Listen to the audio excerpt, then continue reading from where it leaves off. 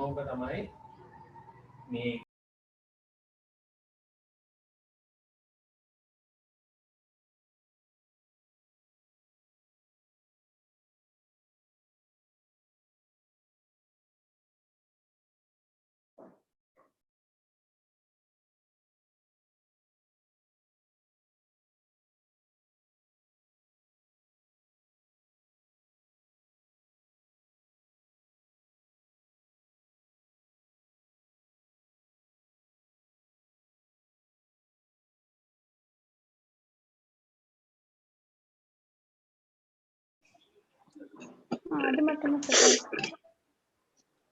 okay. நான் explain பண்றேன். Okay. Okay. Sales manufacturing company is to commence operations on 1st of July. The following estimates have been prepared. July sales unit 10, August sales unit 36, and September 60, and production unit July 40, August 50 units, September 50 units. It is planned to have a raw material inventories of $10,000 at the end of July, and to maintain inventories at the level of thereafter. There is a no opening inventory. Okay, there is a no opening inventory. Selling prices, cost, and other informations. Okay. Selling price $900, $900 per unit. Selling price $900 per unit. Material cost $280 per unit, and labor cost $160 per unit. Variable overheads $40 per unit. Fixed overheads are expected to be $5,000 per month, include $10,000 depreciation. $1,000 depreciation. Okay, இதுல சொல்றாங்க என்ன, it is have to plan the raw material of 10,000 at the end of the July. அப்ப end of the July ல வந்து raw material இருக்கா 10,000 worth ஆனது, and to maintain an inventory at the level after. There is a no opening inventory. There is a no opening inventory. Okay, clear? Okay. 10% of sales are in cash. Okay, 10% of sales are in cash. The balance payable the month following sales. Okay, 10% na cash sales ஆ. இப்போ வந்து என்ன நடக்குதுன்னு சொன்னா, balance வந்து இதுல இப்போ நீங்க sales பண்ணீங்க 10 யூனிட்ஸ்னு சொன்னா, ஒரு யூனிட் 900 படி, ஒரு யூனிட் 900 படி 10 யூனிட் வந்து $9,000. அதுல 10%க்கானது வந்து இந்த மாதமே உங்களுக்கு ரிசீவ் ஆகும் ஜூலை. அடுத்த 90% வந்து என்னது ஆகஸ்ட் தான் ரிசீவ் ஆகும். அப்ப நீங்க ஜூலை வந்து சேல்ஸ் பண்றீங்க எவ்வளவு, 10 யூனிட்ஸ் $900 படி, சரியா $900 படி நீங்க ஏர்ன் பண்ணீங்கன்னா உங்களுக்கு கேஷ் இன்ஃப்ளோ ஆகாம எவ்வளவு 10% தான் ஜூலை. அந்த மந்த்ல நீங்க சேல்ஸ் பண்ணீங்கன்னா 10% தான் கிடைக்கும். மிச்சம் வந்து இதுல இருக்க 90% வந்து நெக்ஸ்ட் மந்த் தான் கிடைக்கும். அதே மாதிரி தான் என்ன $36. 36 யூனிட்ஸ்ல $900 ஒரு யூனிட்னு சொன்னா $36க்கு வந்து அதுல 10% தான் இந்த மந்த் ரிசீவ் ஆகும். மிச்சம் 90% வந்து அடுத்த மாசம் தான் ரிசீவ் ஆகும். ஓகே, அதே மாதிரி தான் செப்டம்பர். செப்டம்பர் என்னது அதே மாதிரி தான். செப்டம்பர் என்னது 60 யூனிட்ஸ் $900 படி ஒரு யூனிட். அப்ப $900 into 60 யூனிட் பாத்தீங்கன்னா அந்த மந்த்துக்கான டோட்டல் சேல்ஸ் வரும். அதுல 10% அந்த மந்த் ரிசீவ் ஆகும். மிச்சம் 60% எப்ப ரிசீவ் ஆக போகுது, நெக்ஸ்ட் மந்த். கிளியரா? ஓகே, இது நாங்க ஆல்ரெடி பாத்துனாங்க தானே. இது மாதிரி the labor is paid in the month incurred all other expenditure of the following month. அப்ப லேபர், இப்ப இதுல லேபர் காஸ்ட் மட்டும் தான் அந்த மாசம் ஸ்பெண்ட் பண்றாங்க, காசா ஸ்பெண்ட் பண்றாங்க. மிச்சம் எல்லாமே என்னது அடுத்த மந்த் தான் செலவழிக்கிறாங்க. கிளியரா? மிச்சம் எல்லாம் என்ன செய்யறாங்க, நெக்ஸ்ட் மந்த் தான் ஸ்பெண்ட் பண்றாங்க. Okay okay. The budgeted cash received from the sales. அப்ப budgeted cash received from the sales July, August, September என்னன்னு சொல்லி கேட்டிருக்காங்க. அப்ப ஜூலை வந்து பாத்தீங்கன்னா என்னது அதே மாதிரி budgeted cash payments for the raw materials are and சொல்லி ஜூலை ஆகஸ்ட் செப்டம்பர் சொல்லி கேட்டிருக்காங்க. இப்ப ஜூலைக்கான ஆன்சர்ஸ் பாத்தீங்கன்னு சொன்னா நான் சொன்னேன் தானே ஜூலைல சேல்ஸ் எவ்வளவு 10 யூனிட்ஸ் 10 யூனிட்ஸ் இங்கு ஒரு யூனிட்ஸ் வந்து $900. அப்படி பாத்தீங்கன்னா ஜூலைல டோட்டல் சேல்ஸ் $9,000. அதுல 10% தான் அந்த மாதம் என்னது கேஷா ரிசீவ் ஆகும். கிளியரா? அப்ப ஜூலைக்கான கேஷ் ரிசீவ் ஆகல $900. 9,000க்கு நீங்க 10% பாத்தீங்கன்னு சொன்னா அதுக்கான மிச்சம் வந்து எப்ப கிடைக்க போகுது? நெக்ஸ்ட் பீரியட் நெக்ஸ்ட் ஆகஸ்ட் தான் கிடைக்க போகுது 90%. இதுல மிச்ச 90% எப்ப கிடைக்க போகுது? ஆகஸ்ட். பாருங்க ஆகஸ்டுக்கான கேஷ் ரிசீவ்ல சரி ஆகஸ்டுக்கான கேஷ் ரிசீவ் பாத்தீங்கன்னு சொன்னா ஜூலை இந்த சேல்ஸ் எவ்வளவு இருக்கு? 10 யூனிட்ஸ் இன்டு $900. அப்படி பாத்தீங்கன்னா 9,000. அதுல 90% எப்ப கிடைக்க போகுது? ஜூலை இந்த சேல்ஸ்ல 90% எப்ப கிடைக்க போகுது? ஆகஸ்ட் தான் கிடைக்க போகுது.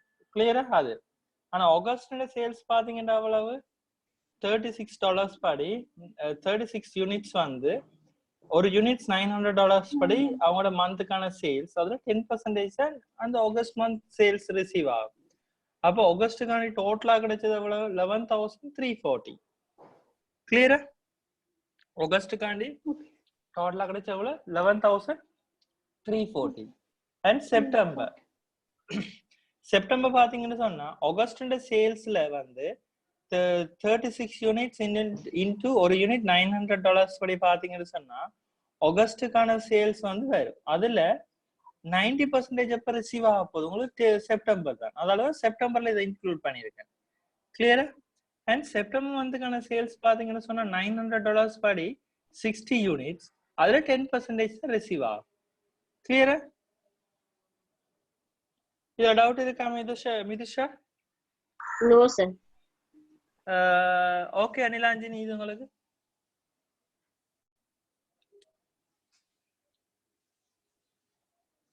லாஞ்சினி? Okay sir. ஓகே ஆன்சர் சரியா உங்களுக்கு? Okay sir. ஆன்சர் எழுத போறீங்களா யாராவது? இது மிதுஷா? No sir. இல்ல சார். எல்லாம் எழுதிட்டீங்க. ஓகே ஓகே சஷ்மிதா எழுதிட்டீங்களா? இல்ல சார். அப்ப எழுதிக்கோங்க டாக்டர்.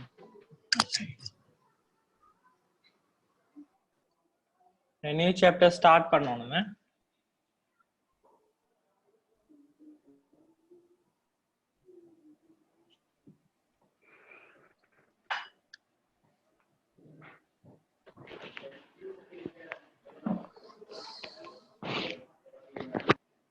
நெக்ஸ்ட் வந்து பாத்தீங்கன்னு சொன்னா budgeted cash payments for the raw materials. budgeted cash payment July August September அவ்வளவு ஸ்பெண்ட் பண்ணிருக்காங்க.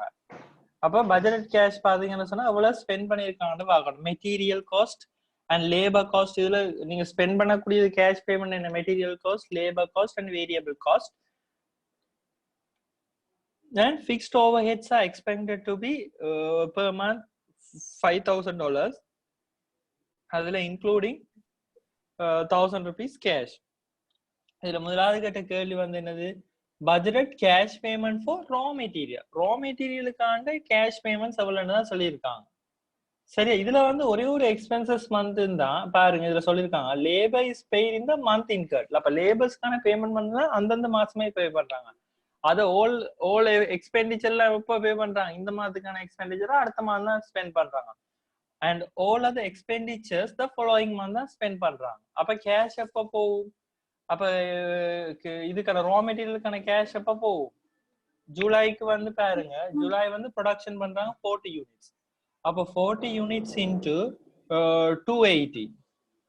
கிளியரா? அப்ப 280 பாத்தீங்கன்னு சொன்னா இவ்வளவு வந்து என்ன செய்யிருப்பாங்க? ப்ரொடக்ஷன் பண்ணிருப்பாங்களா இல்லையா? ஒரு யூனிட்டுக்கு வந்து அவங்க ஸ்பெண்ட் பண்ற காஸ்ட் வந்து எவ்வளவு? 280 மெட்டீரியல் காஸ்ட். எவ்வளவு ப்ரொடக்ஷன் பண்ணிருக்காங்க? 40 யூனிட். அப்படி பாத்தீங்கன்னா ஜூலைக்காண்டி அவங்க ஸ்பெண்ட் பண்ண டோட்டல் காஸ்ட் வருமா இல்லையா? ஓகே, ஜூலைக்காண்டி ஸ்பெண்ட் பண்ண. ஆனா இது ஜூலையே பே பண்ணுவாங்களா? இல்ல. ஏன் ஜூலை பே பண்ணாம அதை எப்ப பே பண்ண போறாங்க? அடுத்த மாசம் தான் பே பண்ண போறாங்க. ஏன் ஒரே ஒரு எக்ஸ்பெண்டிச்சர் மட்டும் தான் அப்ப பே பண்றாங்க. Labour is paid in the month incurred and all other expenditures are the following month. அப்ப லேபரை மட்டும் என்ன செய்யறாங்க, லேபர் பேமெண்ட் மட்டும் அந்த மந்த் பே பண்றாங்க. மற்ற எக்ஸ்பெண்டிச்சர்லாம் என்ன செய்யறாங்க, அடுத்தடுத்த மந்த் தான் என்ன செய்யறாங்க, ஸ்பெண்ட் பண்றாங்க. கிளியரா? ஓகே. அப்ப இதுல அப்ப 280 இன்டு இதுல பாருங்க, இதுல பாத்தீங்கன்னு சொன்னா ஜூலைக்கான எக்ஸ்பெண்டிச்சர்ஸ் வந்து எதுவுமே இருக்காது. ஏன்னு சொன்னா அதுக்கான ஒர்க்கிங்ஸ் பாருங்க, இதுல காட்டியிருக்கேன். Cash payments of each month are the previous month purchase. previous month என்னத பர்ச்சேஸ் பண்ணிருக்கோமோ அதுக்கான கேஷ் தான் என்ன செய்வோம், இந்த மந்த் பே பண்ணுவோம். அதானே concept. so there is a no payments are made in July. அப்ப ஜூலைக்கானது எந்த பேமெண்ட்டும் இல்ல. பட் ஆகஸ்டுக்கான பேமெண்ட் பாத்தீங்கன்னு சொன்னா August payments for July closing inventory எவ்வளவு இருக்குன்னு சொல்லிருக்காங்க. இதுல ஜூலைல க்ளோசிங் இன்வென்டரி இருக்குன்னு சொல்லிருக்காங்க பாருங்க. இதுல சொல்லுங்க, it is has a plan to raw material of inventory of $10,000 at the end of the July. அப்ப end of the July ல எவ்வளவு இருக்குதா, $10,000 வந்து என்னது, raw material வந்து இன்வென்டரிஸா இருக்குது. கிளியர்? இன்வென்டரிஸ் எவ்வளவு இருக்கு, 10,000 இருக்குது. ஓகே, $10,000 வந்து இன்வென்டரிஸா இருக்குது. அப்ப மிச்சம் வந்து பாத்தீங்கன்னா அந்த மந்த் ப்ரொடக்ஷன் பண்ணிருக்காங்க அவ்வளவு 40 யூனிட்ஸ் இன்டு 280. அப்ப பாருங்க, அப்ப 40 யூனிட்ஸ் இன்டு 280 பாருங்க. Payments for the July closing inventory எவ்வளவு, $10,000. ஏன் எப்படி இருந்தாலும் க்ளோசிங் இன்வென்டரி ஜூலைல இருக்குன்றாலும் அதுக்கும் பேமெண்ட் பண்ணிருப்பாங்களா இல்லையா ரா மெட்டீரியலுக்கு? இதுவும் ரா மெட்டீரியல் தான். க்ளோசிங் இன்வென்டரியா இருக்குன்றாலும் அது என்னது, அதுவும் ரா மெட்டீரியல் தான், 10,000. அடுத்தது பேமெண்ட்ஸ் ஃபார் ஜூலை யூசேஜ், ப்ரொடக்ஷனுக்காண்டி யூசேஜ் பண்ண இன்வென்டரி எவ்வளவு, 40 யூனிட்ஸ் ப்ரொடக்ஷன் பண்ணிருக்காங்க. சரி, ப்ரொடக்ஷன் அப்ப 40 யூனிட்ஸுக்கு வந்து மெட்டீரியல்ஸ் யூஸ் பண்ணிருப்பாங்களா இல்லையா? எவ்வளவு டாலர்ஸ் மாதிரி ஒரு யூனிட்ஸ் செய்யறதுக்கு $280 வந்து மெட்டீரியல் காஸ்ட் வருது. அப்படி 40 யூனிட்ஸுக்கு வந்து எவ்வளவு, அப்ப 40 யூனிட்ஸுக்கு வந்து மெட்டீரியல் யூஸ் பண்ணிருப்பாங்க. அப்படி பாத்தீங்கன்னா 11,200 ஜூலை காசு செலவாயிருக்கணும். பட் அது ஜூலையா பே பண்ணிருப்பாங்க இல்ல. ரா மெட்டீரியல் ஜூலை பே பண்ணாம எப்ப பே பண்ண போறாங்க, ஆகஸ்ட் பே பண்ண போறாங்க. Payments for the July closing inventory எவ்வளவு, 10,000. அப்ப ரெண்டையும் சேர்த்தீங்கன்னா 21,200 ஜூலை. அப்ப ஜூலைக்காண்டி பே பண்ண வேண்டிய டோட்டல் எப்ப பே பண்ண போறாங்க, ஆகஸ்ட் பே பண்ண போறாங்க. இனி என்ன செய்யணும், ஆகஸ்ட் பே பண்ண வேண்டியது எப்ப பே பண்ணுவாங்க, செப்டம்பர் பே பண்ணுவாங்க பாருங்க. ஓகே, ஆகஸ்டுக்கான பேமெண்ட் பாத்தீங்கன்னு சொன்னா இப்ப பாருங்க இது ஓகே. ஆனா ஆகஸ்ட் வந்து எவ்வளவு ப்ரொடக்ஷன் பண்றாங்க, 50 யூனிட்ஸ். 50 யூனிட்ஸ் இன்டு ஒரு மெட்டீரியலுக்கான காஸ்ட் எவ்வளவு, ஒரு ஏதாவது மெட்டீரியல் காஸ்ட் பெர் யூனிட் எவ்வளவு, 280. அப்படி எத்தனை யூனிட்ஸ் ப்ரொடியூஸ் பண்றாங்க, 50 யூனிட்ஸ். ஓகே, அப்ப பாருங்க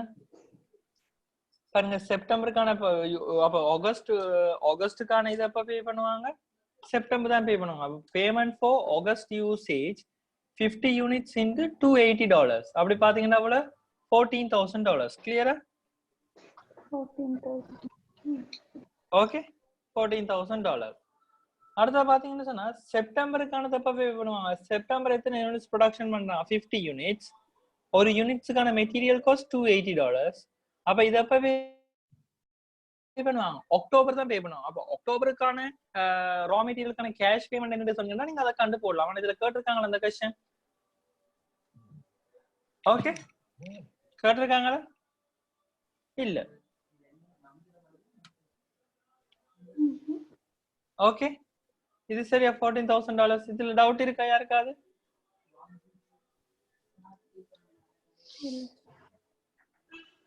அது மிதுஷா டவுட் இருக்கா? No, sir. சொல்லுங்க, இருக்கா? No, sir. நோ. வேற யாருக்காவது? Sashmitha, Gloria? No, sir. Okay,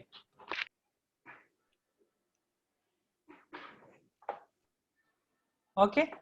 then அடுத்த பாத்தீங்கன்னா சொன்னா அடுத்த கேட்டிருக்காங்க, அடுத்த क्वेश्चंस என்ன கேட்டிருக்காங்க, the total of the budgeted cash payments for the labor and overhead in August is. Okay, total என்ன கேட்டிருக்காங்க, total budget of cash payment for labor and overhead is August. அப்போ total cash payment ஆகஸ்ட்ல வந்த total cash payment overhead மற்றும் லேபருக்காண்டி எவ்வளவு பே பண்ணுவாங்க. அப்ப லேபருக்கான payment என்ன செய்வாங்க, அந்தந்த மாதமே பே பண்ணுவாங்க இருக்காங்க. Labour is paid in the month incurred and all of the expenditure are the following in அப்ப ஆகஸ்டுக்கான லேபர் எக்ஸ்பெண்டிச்சர் அந்தந்த மாதமே பே பண்ணிடுவாங்க, ஆகஸ்டே பே பண்ணுவாங்க. அப்ப மத்த ஓவர் ஹெட் பேமெண்ட் எந்த மந்த்துக்குரியதா இருக்கும்? ஆகஸ்ட் பே பண்றது ஓவர் ஹெட் வந்து எந்த மந்த்துக்குரியதா இருக்கும்?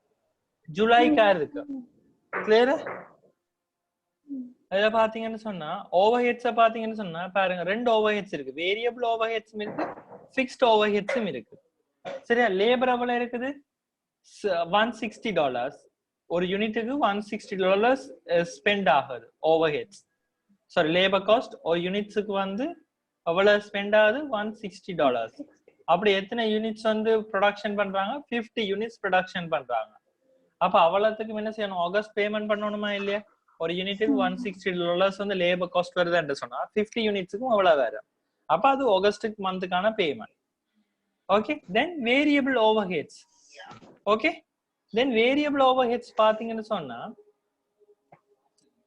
ஒரு யூனிட்டுக்கு எவ்வளவு வருது?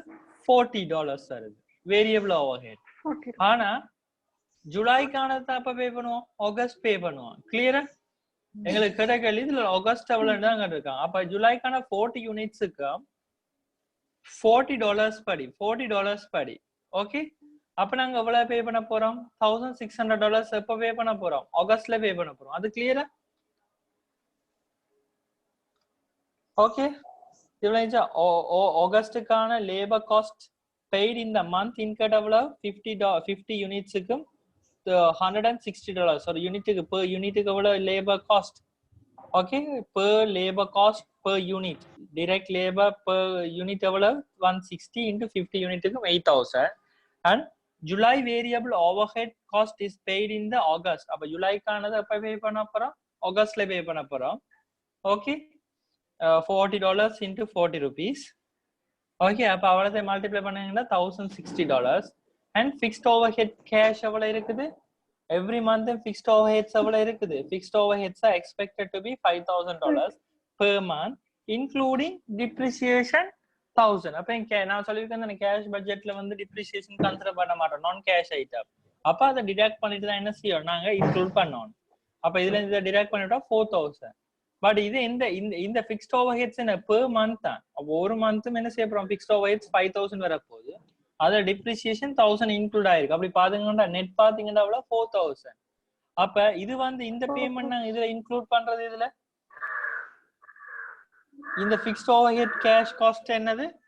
5000ல இருந்து $1000 போச்சுன்னு சொன்னா 4000. இது இந்த ஃபிக்ஸ்ட் ஓவர்ஹெட்ஸ் எந்த மந்த்துக்குரியது? ஜூலைக்குரியது. கிளியரா? ஏன் ஒரே ஒரு எக்ஸ்பெண்டிச்சர் மந்த் தான் அந்தந்த மாதம் ஸ்பெண்ட் பண்றாங்க லேபர் காஸ்ட். அத எக்ஸ்பெண்டிச்சர் இல்லாம என்ன செய்யறாங்க? ப்ரீவியஸ் மந்த் ஆனதான் இந்த மந்த் பே பண்ணுவாங்க. கிளியரா? Okay,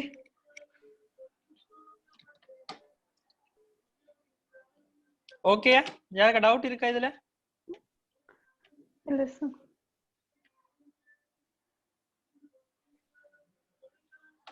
okay, okay. நெக்ஸ்ட் வந்து பாத்தீங்கன்னு சொன்னா next the cash budget can be used to give forewarning of potential cash problem that could arise so that managers can take action to avoid them.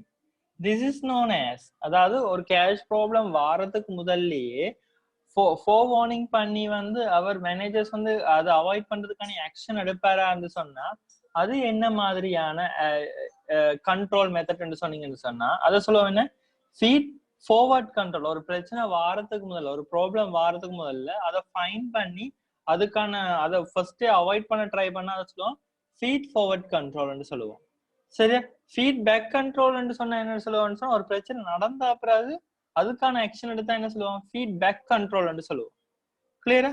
அப்ப இதுல answer என்ன வரப்போகுது? Feed forward control. இது already நாங்க படிச்சுனாங்களா இல்லையா? Feed forward control.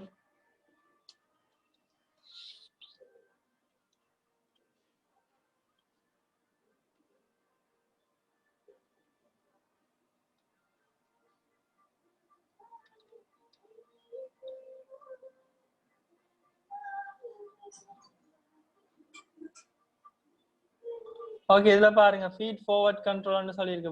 ஞாபகம் நாங்க படிச்சோம் cash budget. Users of forecast to modify the action so the potential threats are avoided or opportunities are exploited is known as feed forward control. அதாவது ஒரு cash budget நாங்க prepare பண்ற நேரம் ஒரு problem ஒன்று ஒரு ஃபோர்வார்னிங் உங்களுக்கு வருதுன்னு சொன்னா அதை ஃபைன் பண்ணி அதுக்கான ஆக்ஷன்ஸ் எடுத்துறீங்கன்னு சொன்னா அது வாரத்துக்கு முதல்ல ஆக்ஷன் எடுத்து நாங்க செய்தோம்னு சொன்னா ஃபீட் ஃபார்வர்ட் கண்ட்ரோல்.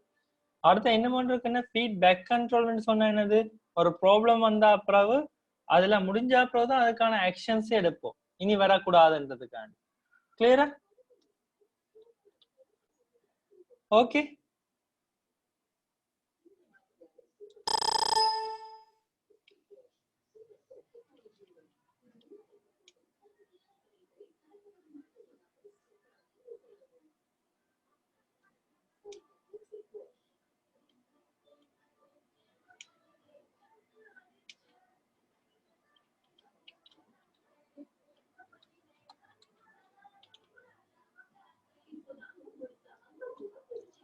ஓகே, அதான் ஆன்சர். ஓகே, நெக்ஸ்ட் என்ன இருக்காங்க?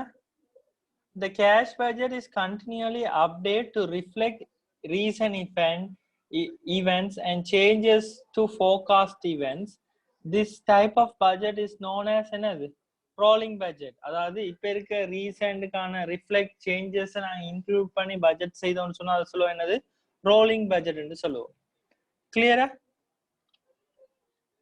ஆன்சர்ஸ் எழுதி கொள்றீங்களா? இருக்கா குயிக்கா செய்யாதாக்கள் மற்ற அதை செய்துட்டீங்களா?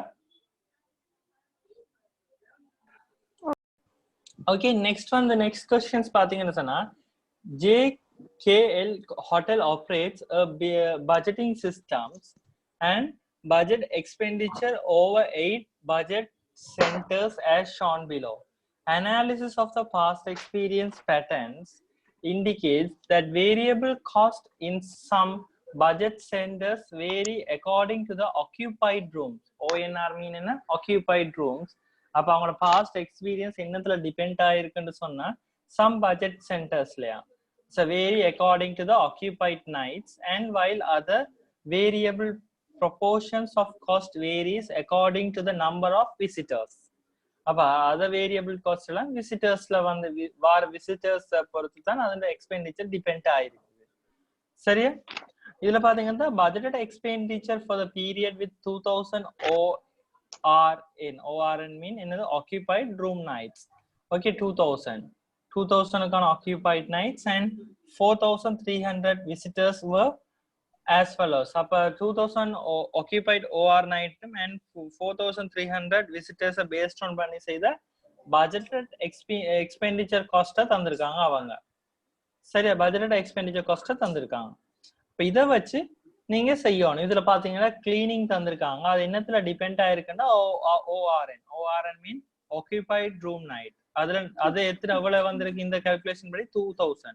அப்ப 2000 வந்த காஸ்ட் தான் அவ்வளவு 13,250. ஆனா ஒரு ORN-க்கான காஸ்ட் எவ்வளவு $2.5 per occupied room night. அப்ப ஒரு occupied room night அப்ப ஒரு இது வந்து இந்த ஆக்டிவிட்டி வந்து இந்த பட்ஜெட் சென்டர் கிளீனிங் அண்ட் ஒரு பட்ஜெட் சென்டர் வந்து என்னத்துல டிபெண்ட் ஆயிருக்கா ORN. இந்த ORN-ல டிபெண்ட் ஆயிருக்கு. occupied room nights ஆட்கள் வந்து எத்தனை டைம்ஸ் தங்குறாங்கன்னு சொல்லி அப்படி பாத்தீங்கன்னா அப்ப இந்த क्वेश्चंस படி 2000 டைம்ஸா வந்திருக்காங்க. அதுக்கு வந்து காஸ்ட் தான் எவ்வளவு 13,250. பட் ஒரு டைம்ஸ் வந்து அங்க occupied room night செய்தாங்கன்னு சொன்னா வர காஸ்ட் எவ்வளவு $2.5. அப்ப ஒரு occupied room nightக்கான இது காஸ்ட் எவ்வளவு 2.5. அப்படி 2000க்கு பாத்தீங்கன்னா எவ்வளவு காஸ்ட் வரணும்? ஓகே, அதுதான் அடுத்ததுல காட்டியிருக்கேன். ஓகே, இதுல பாத்தீங்கன்னு சொன்னா சரியா? இதுல முதலாவது கேட்டகரி என்னன்னு சொன்னீங்கன்னா the total budget cost allowance to nearest dollars for the following cost for the period period 9R and சொல்லிட்டு cleaning, laundry, receptions இதெல்லாம் கேட்டிருக்காங்க. இது வந்து actual cost தந்திருக்காங்க. நீங்க ஆல்ரெடி क्वेश्चंस வாசிச்சிருந்தா தெரியும்.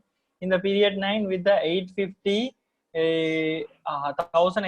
ORN and 4,575 visitors, actual expenditure were as follows. The actual expenditures is தந்திருக்காங்க. இந்த actual expenditure வந்து இவ்வளவு யூனிட்ஸ்க்கு தான் வந்திருக்கு. சரியா?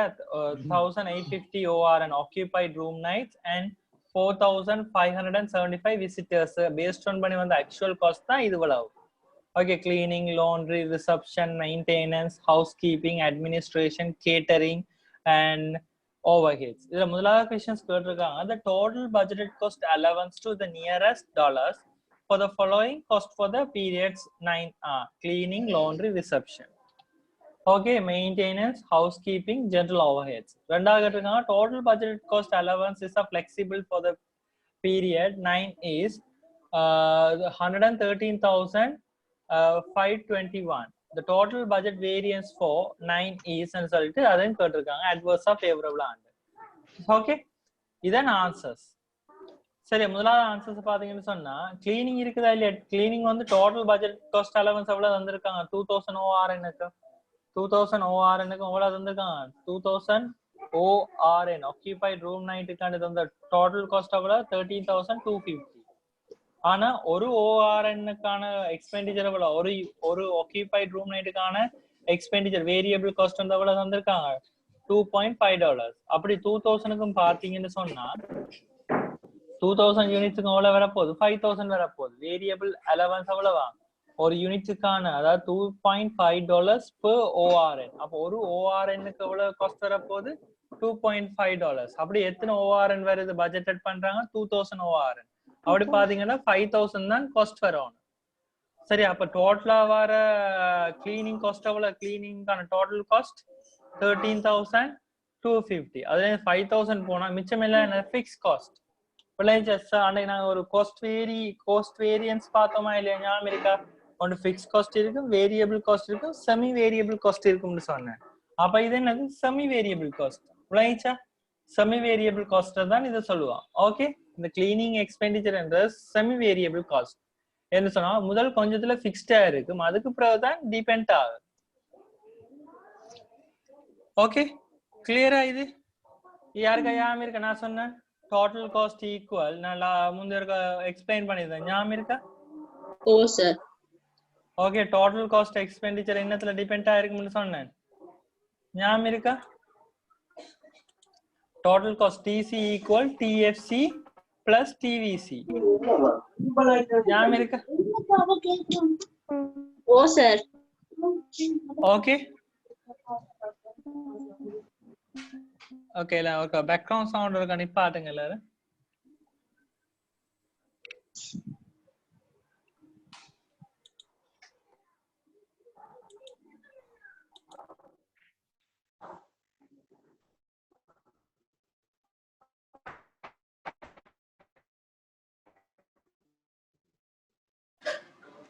ஓகே,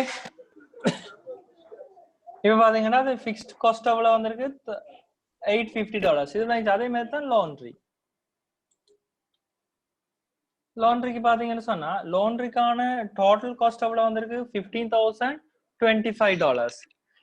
டோட்டல் பட்ஜெட்டட் எக்ஸ்பெண்டிச்சர் இவ்வளவு வந்தது. பட் ஒரு இது வந்து என்னத்துல டிபெண்ட் ஆயிருக்கு? இந்த லாண்ட்ரின்றது நம்பர் ஆஃப் விசிட்டர்ஸ்ல டிபெண்ட் ஆயிருக்கு. பட் இங்க விசிட்டர்ஸ் எவ்வளவு வந்திருக்காங்க? $4,300 வந்து என்ன விசிட்டர்ஸ் வராங்க. ஓகே, அப்போ ஒரு விசிட்டருக்கான காஸ்ட் எவ்வளவு? $1.75 per விசிட்டருக்கு. அப்ப சோ 4,300க்கும் அவ்வளவு வரும். ஓகே, இங்க பாருங்க லாண்ட்ரி என்று சொல்லிட்டு total budget cost allowance for 4,300 விசிட்டர்ஸ்க்கு எவ்வளவு வரப்போகுது? $15,025. ஓகே, அதுல இந்த மைனஸ் என்ன செய்யறேன்? வேரியபிள் அலவன்ஸை டிடக்ட் பண்றேன். எவ்வளவு? ஒரு விசிட்டர்ஸுக்கான எக்ஸ்பெண்டிச்சர் எவ்வளவு?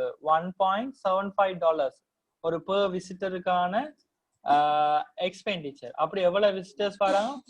4,300 விசிட்டர்ஸ் வராங்க. அப்ப டோட்டலா வேரியபிள் காஸ்ட் எவ்வளவு வரணும்? $7,525 வந்து என்னது? வேரியபிள் காஸ்டா இருக்கும். அது எக்ஸ்பெண்டிச்சர் என்ன இருக்கு? ஃபிக்ஸ் காஸ்ட் லாண்ட்ரியா இருக்கும். ஓகே, எவ்வளவுச்சா? அப்ப லாண்ட்ரி எக்ஸ்பெண்டிச்சர்ல ஃபிக்ஸ் காஸ்ட் எவ்வளவு இருக்கும்? $7,500. இது கிளியரா உங்களுக்கு? ஓகே, எல்லாருக்கும் ஓகே? இது Dhanushkan, Mahesh, Mithusha, Claudia, Sashmitha. Okay sir. Okay, doubt இருந்தா கேளுங்க.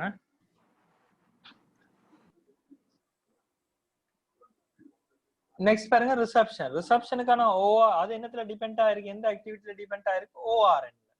ORN mean occupied room night receptions. அப்ப இதுல வந்து பாத்தீங்கன்னு சொன்னா ORN-க்கான டோட்டல் ஃபிக்ஸ்ட் பட்ஜெட் எவ்வளவு இருந்திருக்காங்க?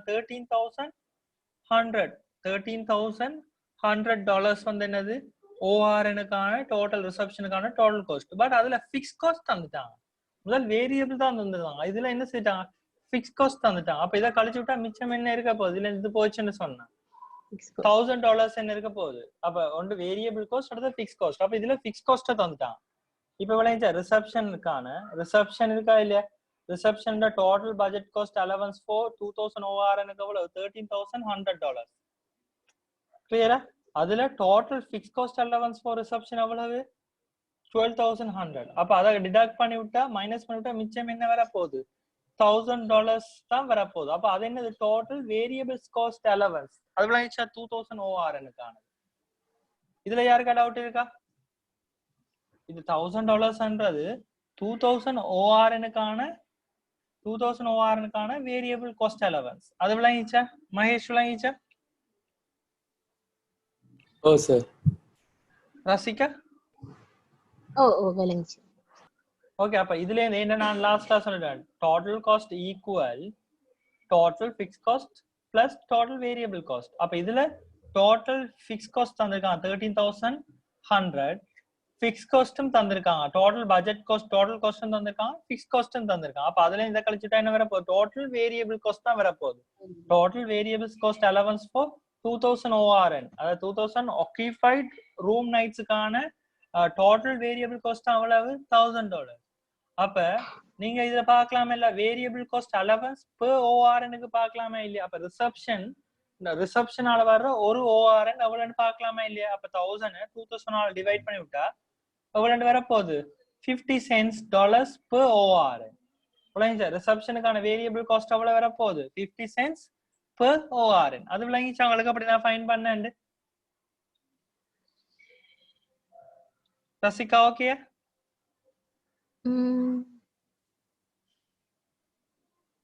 விளங்க இல்லையா? இல்ல சார், அந்த லாஸ்ட் மட்டும் கொஞ்சம் சொல்லுங்க. இது வந்து என்னது? டோட்டல் வேரியபிள் காஸ்ட் தானே வந்திருக்குது. ஓகே, டோட்டல் வேரியபிள் காஸ்ட் எவ்வளவு வந்து ஃபைன் பண்ணிட்டோம்? $1,000.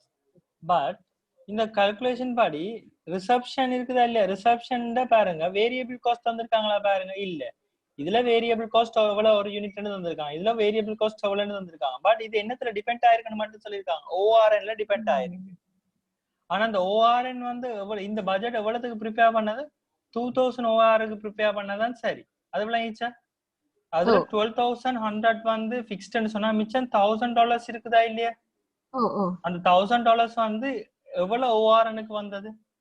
2000 ORN-க்கு வந்துச்சு, ஆக்கியூபைட் ரூம் நைட்டுக்கு வந்துச்சு. அது விளங்கிச்சா? அதாவது நீங்க ஆக்டிவிட்டி லெவல்ஸ கூட்ட கூட்ட எக்ஸ்பெண்டிச்சரும் கூடுமென்று சொல்ற கான்செப்ட் என்ன? Total variable cost. அது விளங்கிச்சா? அதான் நாங்க ஸ்டார்ட்ல படிச்சுனாங்க. அதாவது ஆக்கியூபைட் ரூம் நைட்ஸ் கூட கூட கூட, சரியா? அப்ப இதுண்ட டோட்டல் வேரியபிள் காஸ்ட் என்ன செய்ய போகுது? கூட போகுது. அந்த கான்செப்ட் ஓகே? இதுவும் கூடுமா இல்லையா? இந்த ஆக்கியூபைட் ரூம் நைட்ஸ் கூட கூட கூட இந்த காஸ்டும் கூட. அப்ப நாங்க பார்க்க போறோம் என்னன்னு சொன்னா, ஒரு ரூம் நைட்ஸுக்கான வேரியபிள் காஸ்ட் எவ்வளவுன்றது நான் ஃபைன் பண்ணி வைக்கிறேன். கிளியரா? Okay, variable cost allowance per ORN எவ்வளவு வர போகுது? அப்ப இது வந்து என்ன? $1,000 தான் டோட்டல் வேரியபிள் காஸ்ட். அது வந்தது எவ்வளவு ORN-க்கு வந்தது? 2000 ஆக்கியூபைட் ரூம் நைட்டுக்கு வந்தது. அப்ப 2000 டிவைட் பண்ணா ஒரு ஆக்கியூபைட் ரூம் நைட்டுக்கான வேரியபிள் காஸ்ட் ஃபார் ரிசப்ஷன் எவ்வளவுன்னு சொல்லி வேறு. அது விளங்கிச்சா? ஓகே ரசிகா, விளங்கிச்சா? Okay sir. Mithusha? Yes sir. Gloria, Sashmitha? Yes. ஏதாவது டவுட் இருக்கா இதுல?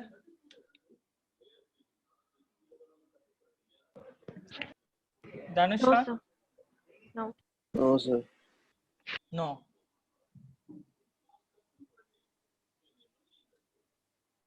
ஓகே, அடுத்து மெயின்டெனன்ஸ். மெயின்டெனன்ஸை பார்த்தீங்கன்னு சொன்னா அதுவும் என்னத்துல டிபெண்ட் ஆயிருக்கு? ஆக்கியூபைட் ரூம் நைட்ல டிபெண்ட் ஆயிருக்குது. அப்படி எவ்வளவு எக்ஸ்பெண்டிச்சர் அவங்க டோட்டலா ஸ்பெண்ட் பண்றாங்க? 11,100. ஆனா ஒரு ஆக்கியூபைட் ரூம் நைட்டுக்கான காஸ்ட் எவ்வளவு? $80 per ஆக்கியூபைட் ரூம் நைட். அப்படி எவ்வளவு ஆக்கியூபைட் ரூம் நைட் இங்க இருக்குது?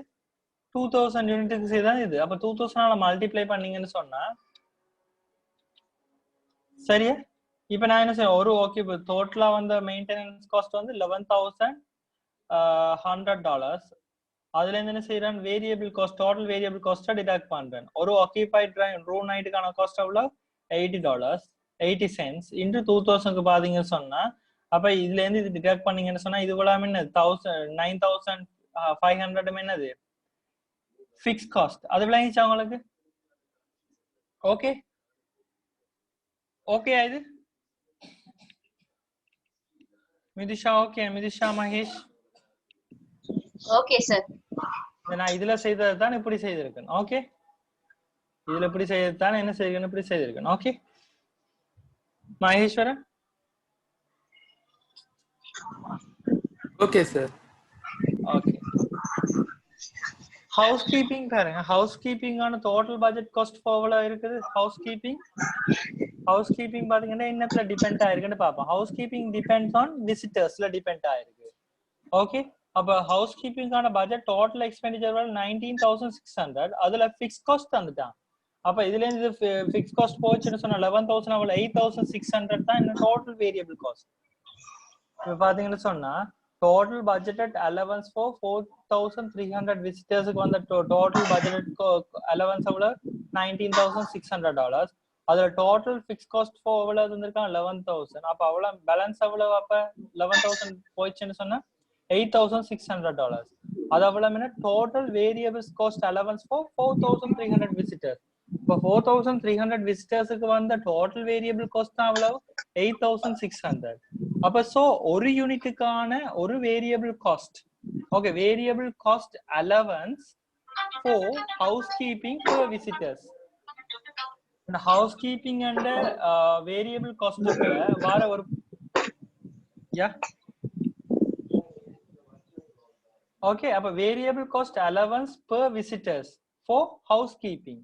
அப்ப ஹவுஸ் கீப்பிங்ல இருக்கிற வேரியபிள் காஸ்ட்டுக்கான காஸ்ட் எவ்வளவுன்னு பாத்தீங்கன்னா $2. எப்படி கண்டன் $8,600 நான் 4,300 விசிட்டர்ஸால டிவைட் பண்ணேன்னு சொன்னா ஒரு யூனிட்டுக்கான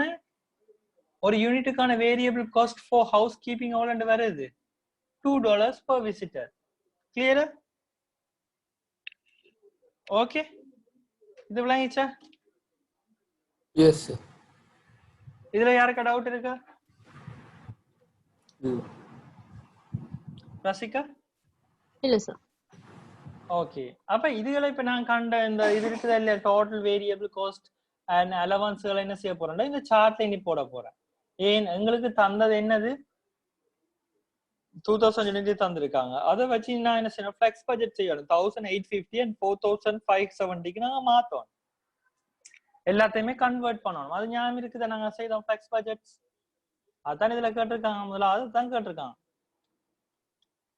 ஓகே இதுல பாருங்க ஆக்டிவிட்டி போட்டிருக்காங்க cleaning laundry reception maintenance house keeping and general overheads. அது இப்ப பாத்தீங்கன்னு சொன்னா கிளீனிங் வந்து ஆக்சுவல் வந்து எவ்வளவு வருது 1,850.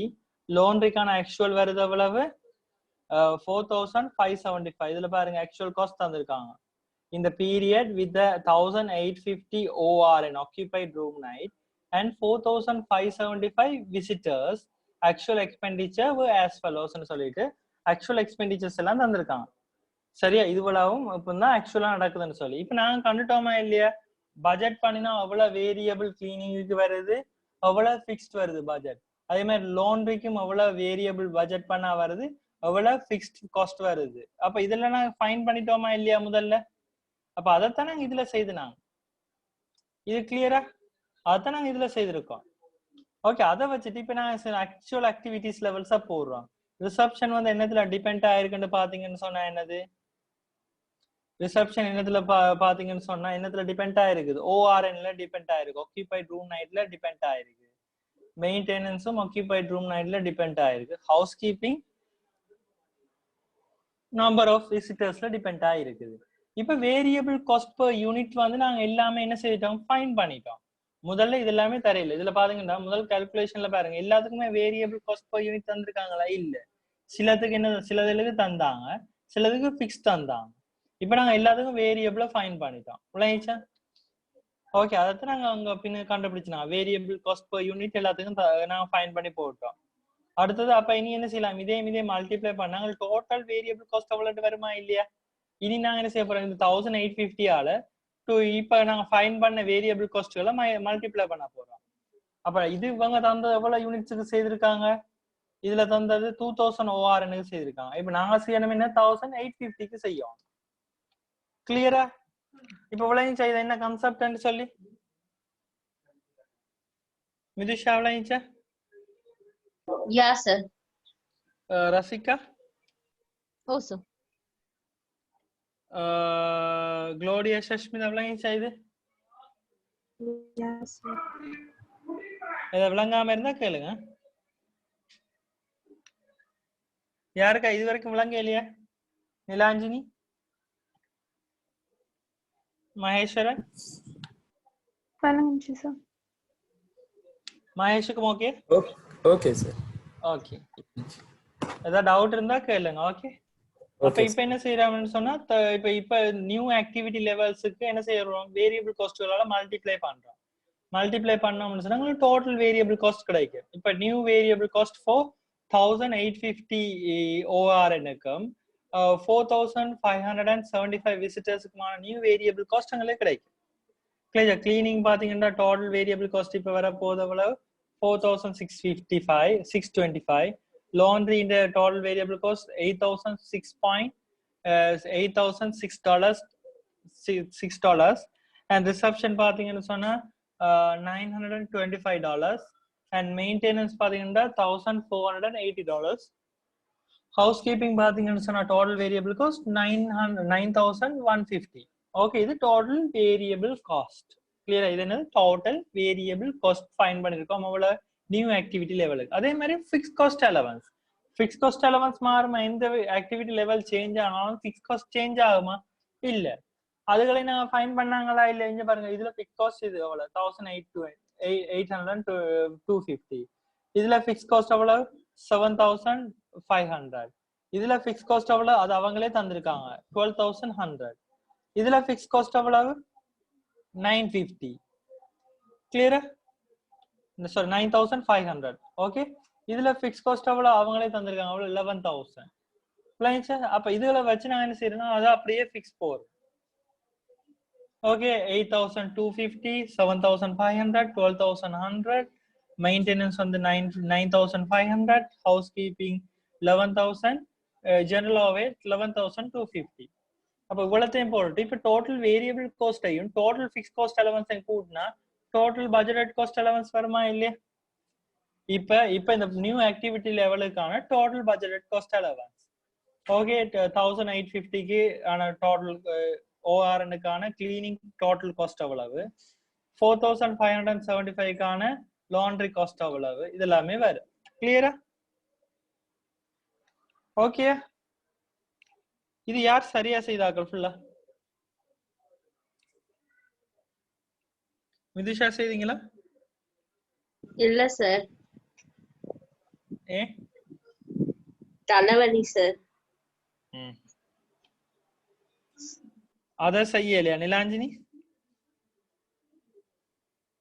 சார் क्वेश्चन 4 தான் சார் தெரியல பேஷன்ஸ் ஓகே இப்ப ஐடியா கிடைச்சிச்சு என்னன்னு சொல்லி ஓ சார் others ரசிகா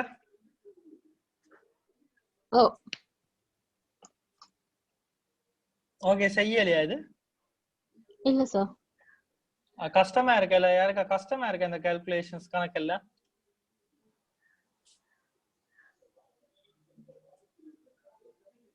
தனுஷ்காந்த்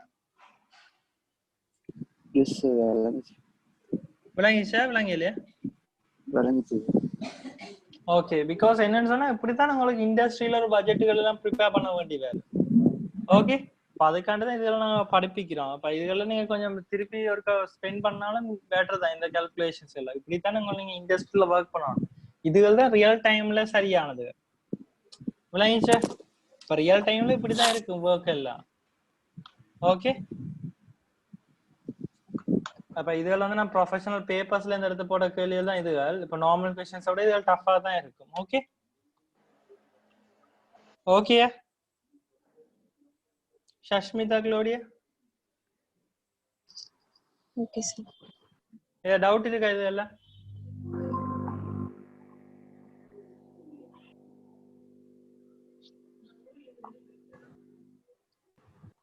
டவுட் இருக்கா?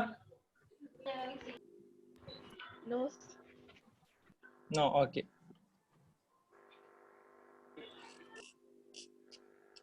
ஓகே இதுல அடுத்த நெக்ஸ்ட் क्वेश्चंस இருக்காங்க. the total budgeted cost allowance is the flexible budget for the period is எவ்வளவு இருக்காங்க 113,521. the total budgeted variance for the period எவ்வளவுன்னு சொல்லி கேட்டிருக்காங்க. adverse அப்ப flex budget எவ்வளவு இந்த தந்துட்டாங்க இதுல 113,521. பட் எங்களுக்கு வந்து actual cost எவ்வளவு 114,071. அப்ப நாங்க பட்ஜெட் பண்ண flex பட்ஜெட் பண்ணதுல பார்க்க actual cost என்ன இருக்குது கூடுதலா இருக்கு. கிளியரா? பாருங்க நான் flex budget பண்ணிருக்கோம் 113,251 பட் ஆக்சுவல் எக்ஸ்பெண்டிச்சர் எவ்வளவு வருது 114,071. அப்ப நாங்க பட்ஜெட் பண்ணது பார்க்க எக்ஸ்பெண்டிச்சர் என்ன சிறிதா இருக்குது கூடுதலா இருக்கு. அப்ப அது என்னது அட்வர்ஸ். அது என்னன்னு சொல்லுவோம் நாங்க பட்ஜெட் பண்ணதுன்னு பார்க்க கூடுதலான எக்ஸ்பெண்டிச்சர் அது என்ன சொல்லுவோம் அட்வர்ஸ்ன்னு சொல்லுவோம். ஓகே பட்ஜெட் வேரியன்ஸ் எவ்வளவு $550 அட்வர்ஸ். ஓகே ஓகே ஆன்சர்ஸ் இருக்கா எடுத்துக்கோங்க.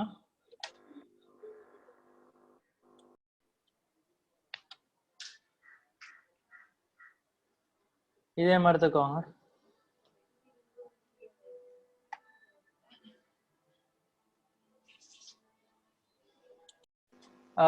இப்ப இதுல பாத்தீங்கன்னா இது உங்களுக்கு லைன்ஸ் தானே என்னன்னு சொல்லி இதுல எல்லாம் ஓகே. அப்ப இதுல நாங்க பார்க்கணும் என்னன்னு சொன்னீங்கன்னு சொன்னா எந்த காஸ்ட் வந்து வேரியபிள் எந்த காஸ்ட் செமி வேரியபிள் எந்த காஸ்ட் ஃபிக்ஸ் செமி ஃபிக்ஸ் காஸ்ட்ன்றத ஃபைண்ட் பண்ணணும். The first step in the investigating of cost behavior pattern is to look at the cost data. You should be able to easily spot any fixed cost because they remain the constant when the activity level changes. If fixed cost ன்னா உங்களுக்கு already தெரியும் எந்தெந்த activity level change பண்ணனாலும் cost வந்து என்ன change ஆகாது. You can see the administration overhead cost is fixed because இதுல பாத்தீங்கன்னு சொன்னா administration overheads பாருங்க quarter 1 லையும் 26,000 quarter 2 லையும் 26,000 quarter 3 லையும் 26,000 தான் இருக்குது. அப்ப அதர்ஸ் தான் உங்களுக்கு என்ன ஃபைண்ட் பண்ணலாமே இருக்கு. அப்ப நாங்க என்ன செய்யறோம் quarter 1ல 10,000 யூனிட் ப்ரொடக்ஷன் பண்றாங்க quarter 2ல வந்து பாருங்க 13,000 quarter 3ல 15,000. எங்களுக்கு கேட்ட கேள்வி டைரக்ட் லேபர் எவ்வளவு ப்ரொடக்ஷன் ஓவர்ஹெட் எவ்வளவு. அப்ப டைரக்ட் லேபர் ஃபைண்ட் பண்ணலாமா இல்லையா? இப்ப நாங்க இப்ப டைரக்ட் லேபரை பாருங்க டைரக்ட் லேபரும் பாருங்க முதல் 74,000 இருந்துச்சு 10,000 ப்ரொடக்ஷன் யூனிட்ஸா இருக்கணும் காஸ்ட் எவ்வளவு இருந்துச்சு டோட்டல் காஸ்ட் 74,000. இப்ப 13,000 யூனிட்ஸ் ஆனோம் எவ்வளவு இருக்குது 96,200. அப்ப 3,000 யூனிட்ஸ் இன்க்ரீஸ் ஆனோம் உங்களோட காஸ்ட்ல எவ்வளவு இன்க்ரீஸ் ஆயிருக்கு 22,200 வந்து என்ன செய்யிருக்கு இன்க்ரீஸ் ஆயிருக்கு. அது எவ்வளவு ரசிகா? ஓ அது விளங்கிச்சு சார். ஓகே அப்ப 22,000 இன்க்ரீஸ் ஆயிருக்கு 22,200 இன்க்ரீஸ் ஆயிருக்கு. எத்தனை யூனிட்ஸ் சேஞ்சஸ் ஆல 3,000 யூனிட் சேஞ்சஸ் ஆல. அது ஓகே.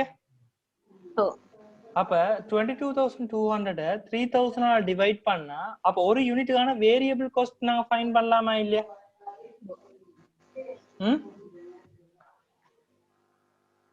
ஓகே இப்ப பாத்தீங்கன்னு சொன்னா இதுல பாருங்க இதுல காட்டி இருக்கணும் என்னென்ன மாதிரி. Okay the easiest way to identify the behavior pattern of non-fixed cost the non-fixed cost is to divide each cost of figure by yeah sorry for the disturbance sir and connection கொஞ்சம் problem ஆயிச்சு. இது எங்களுக்கான சப்ஜெக்ட்டா?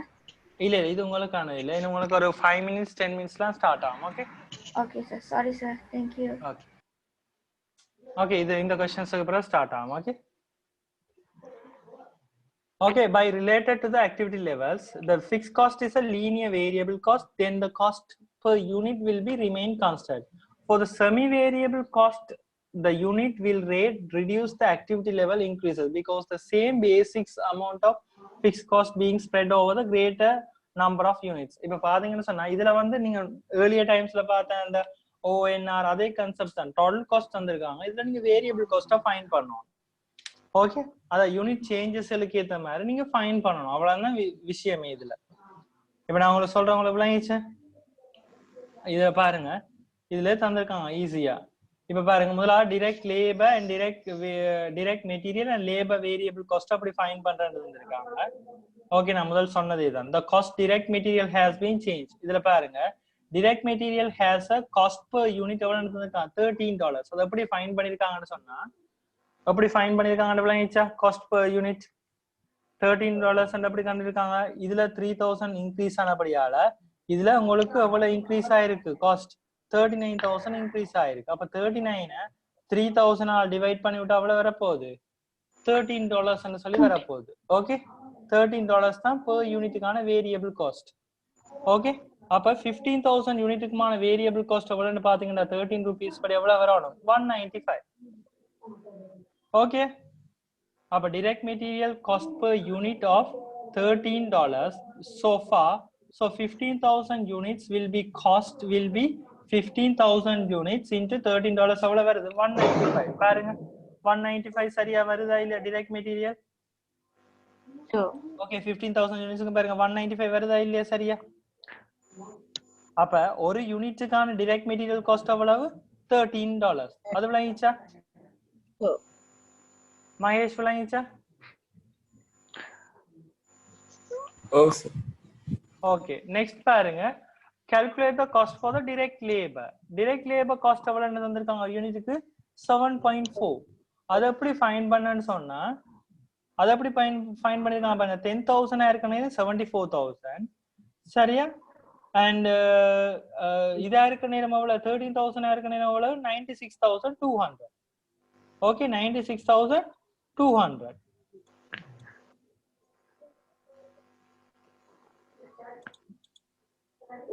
Okay, 96,200. Okay, அப்ப பாருங்க 3000 unit change பண்ணபடியால இதுல எவ்வளவு change ஆயிருக்கு, 22,200.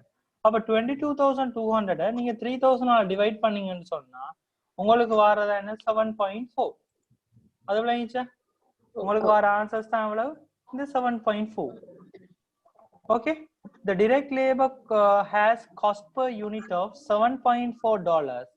so for 15,000 unit the cost will be அவ்வளவுன்னு சொல்லி தந்திருக்காங்க. ஓகே, 15,000 யூனிட்டுக்கும் 7.4, ஒரு யூனிட்டுக்கு வந்து $7.4 லேபர் காஸ்ட் ஏற்படுதுன்னு சொன்னா 15,000 யூனிட்ஸுக்கும் அவ்வளவு வரப்போகுது, 111,000. விளங்கிச்சா?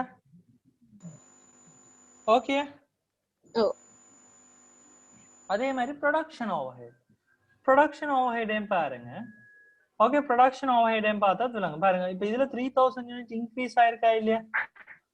அப்ப 3000 யூனிட்ஸ் இன்க்ரீஸ் ஆனபடியால காஸ்ட் எவ்வளவு கூடி இருக்கு, 21,000 கூடி இருக்கு. அப்ப 21,000 3000 டிவைட் பண்ணா ஒரு யூனிட்டுக்கு எவ்வளவு வரப்போகுது, $7 வேரியபிள் காஸ்ட் வரப்போகுது. அப்ப இதே நீங்க செக் பண்ணி பார்க்கலாம் இதுல. சரி, இதுல செக் பண்ணி பார்க்கலாம் என்னன்னு சொன்னா, இப்ப பாருங்க Q1 எவ்வளவு இருக்குது, 10,000.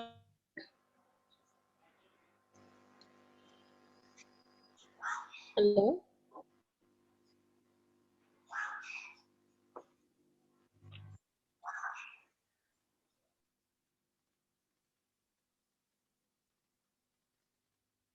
Hello.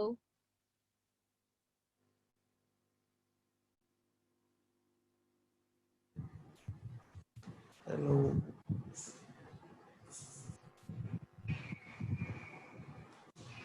Sir. கனெக்ஷன் போயிடுச்சோ? ஐயோ. சார் கனெக்ஷன் போயிடுச்சு போல. ஆமா. இல்ல இருக்காரு. ஓகே, நான் வந்துட்டாரு.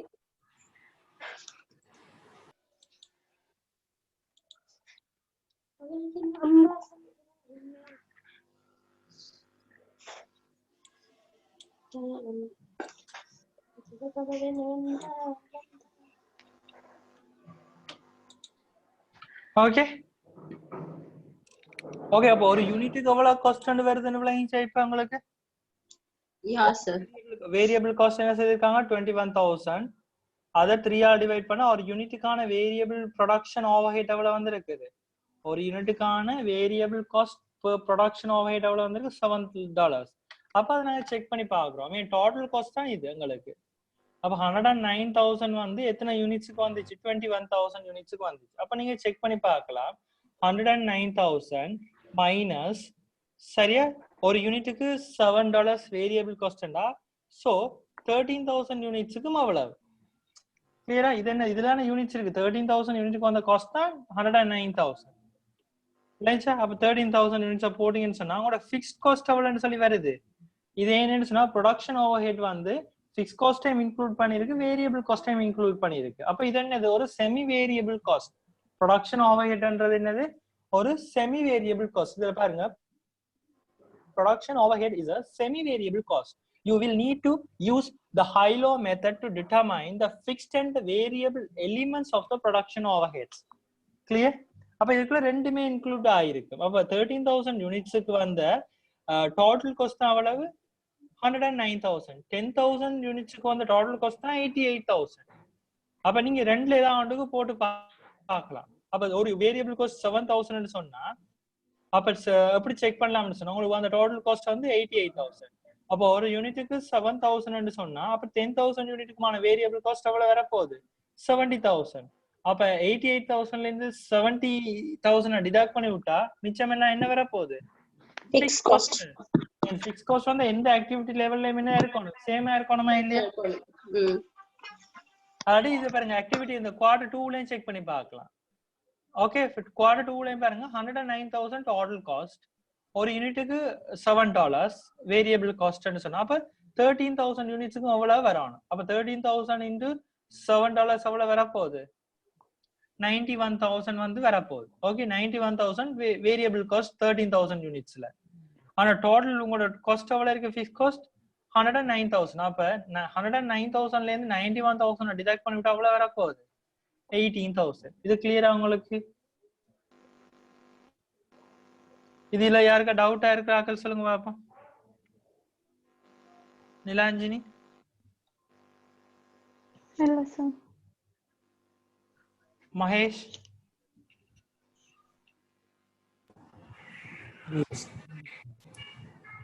மிதுஷா குளோடியா சஷ்மிதா தனுஷ்கா இல்ல சார் குளோடியா சஷ்மிதா இல்ல சார் யார டவுட் இருந்தா கேளுங்க ரசிகா இல்ல சார் ஷூர் அப்ப நான் எல்லாருக்கும் எக்ஸாம் வைப்பேன் ஆஃப்டர் குவாரண்டைனுக்கு பிறகு ரிட்டன் எக்ஸாம் இருக்குமா okay sir okay for the 15,000 unit அப்ப இதுல கேட்டிருக்காங்க என்ன எங்களுக்கு என்ன குவார்டர் 3க்கு தானே கேட்டிருக்காங்க 15,000 யூனிட்ஸ்ல எங்களுக்கு வர்ற ப்ரொடக்ஷன் ஓவர்ஹெட் அவ்வளவு அப்ப இத நான் ரெண்டு விஷயத்தை ஃபைண்ட் பண்ணிட்டோம் மெயின் ஃபிக்ஸ் காஸ்ட ஃபைண்ட் பண்ணிட்டோம் 18,000 பிளஸ் 15,000 யூனிட்ஸ்க்கு ஒரு யூனிட்டுக்கான வேரியபிள் காஸ்ட் அவ்வளவு $7 கண்டுபிடிச்சோம் $7. அப்ப எங்க ஆன்சர் என்ன வர போகுது 123,000 இது விளையாண்டு அப்படி நாங்க ஃபைண்ட் பண்ணேன்னு சொல்லி யா சார் ஓகே இது கணக்கு கஷ்டமா இருக்கா இல்ல சார் ரசிகா இல்ல சார் ஓகே அப்ப ஆன்சர்ஸ் இருக்க எழுதிக்கோங்க இதுல இதான ஆன்சர்ஸ் எழுதிக்கோங்க அங்க போய் காடுங்க அடுத்த நியூ சாப்டர் போ பாஸ் பண்ணா ஓகே ஓகே ஓகே சேஞ்ச் பண்றேன் இத ஓகே சார் ஓகே அடுங்க இத எடுத்தீங்கன்னா இந்த சாப்டர் முடிஞ்சு ஏதாவது பட்ஜெட்டிங்ல டவுட்ஸ் இருக்கா இதான் லாஸ்ட் ஓகே பட்ஜெட்டிங் எல்லாமே முடிச்சிட்டோம் ஓவரால் ஃபினிஷ் பண்ணிட்டோம் ஓவராலா ஏதாவது டவுட்ஸ் இருக்கா நாங்க இப்ப லாங் டேர்ம் டிசிஷன் மேக்கிங் பார்த்துட்டோம் இப்ப என்பிவி ஐஆர்ஆர் இதுல எல்லாருமே பார்த்துட்டோம் பட்ஜெட்டிங் ஃபுல்லாவே எல்லாருமே முடிச்சிட்டோம் இதுல ஓகே இனி நாங்க படிக்க போறது என்ன short term decision making okay அதான் இனி படிக்க போறோம் என்ன பிரேக் ஈவன் அனாலிசிஸ் ஓகே என்ன பார்க்க போறோம் பிரேக் ஈவன் அனாலிசிஸ் பார்க்க போறோம் ஓகே இப்ப இதுல யாருக்கா டவுட் இருக்கா உங்களுக்கு மகேஸ்வரன் இல்ல சார் ஷுவர் மனசுக்கு டவுட் இல்ல. ஓவராலா வந்து என்ன செய்யலாம் இப்போதைக்கு long term decision making budgeting and NPV IRR நாங்கள் டிஸ்கஸ் பண்ணிட்டோம். ஸோ டுடே நாங்கள் டிஸ்கஸ் பண்ண போறோம் என்னன்னு பார்த்தீங்கன்னா பிரேக் ஈவன் அனாலிசிஸ். ஓகே, என்ன டிஸ்கஸ் பண்ண போறோம் நாங்கள் டுடே பிரேக் ஈவன் அனாலிசிஸ் என்ன, இதுவும் ஒரு பெரிய சாப்டர் ஒன்று தான் break even analysis. Okay, break even analysis என்ன சரி. அப்ப யாருக்கு டயர்டா இருந்துச்சுன்னா ஒரு 5 minutes பிரேக் எடுத்துட்டு வாங்க. ஓகே, நியூ சாப்டர் தானே.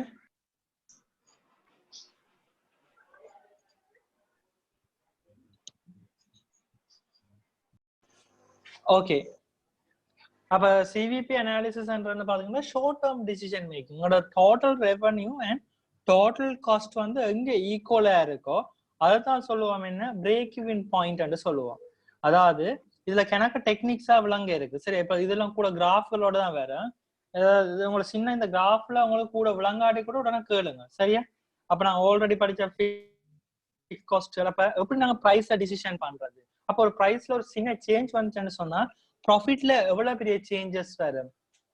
ஓகே, அப்ப நாங்க வேரியபிள் காஸ்ட்ல சின்ன சேஞ்சஸ் ஏற்படுத்தி நாங்க ப்ராஃபிட் என்ன மாதிரி எஃபெக்ட் பண்ணணும் சரியா. அப்ப எங்களோட சேல்ஸுக்கு ஏற்ற மாதிரி அப்படி ப்ராஃபிட்டை டிசைட் பண்றது கிளியர். அப்ப இதுகளை பத்தி தான் நம்ம இதுல படிக்க போறோம் சரியா. Okay, you will see in this chapter that the scope of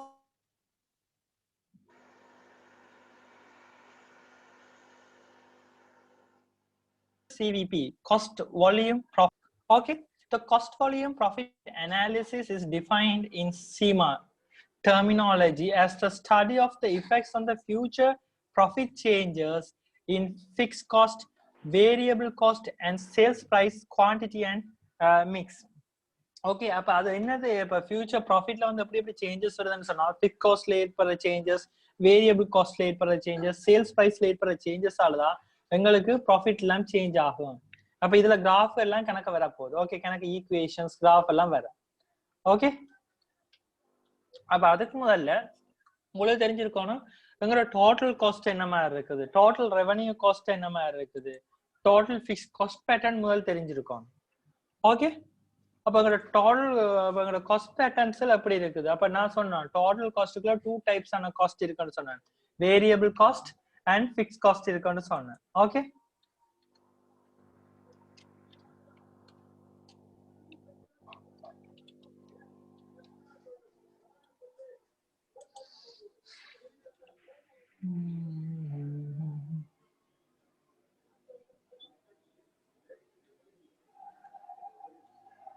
short term,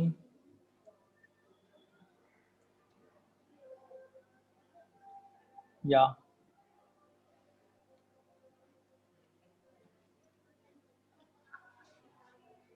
graph.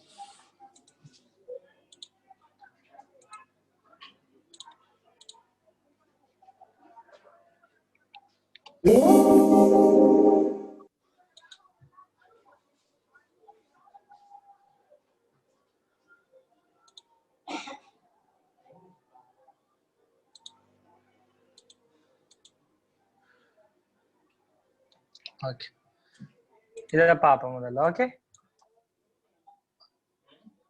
அப்ப நான் முதல்ல வந்து உங்களோட காஸ்ட் பேட்டர்ன்ஸ் எப்படி இருக்குன்றத பாப்போம். ஓகே, அதுக்கு பிறகு ஓகே, அதுக்கு பிறகு நான் உங்களுக்கு எக்ஸ்பிளைன் பண்ணணும். ஓகே, முதல்ல உங்களுக்கு எங்களோட காஸ்ட் பேட்டர்ன்ஸ் எப்படி டிசைட் ஆகுறன்றத பாருங்க இந்த டியூட்டோரியல்.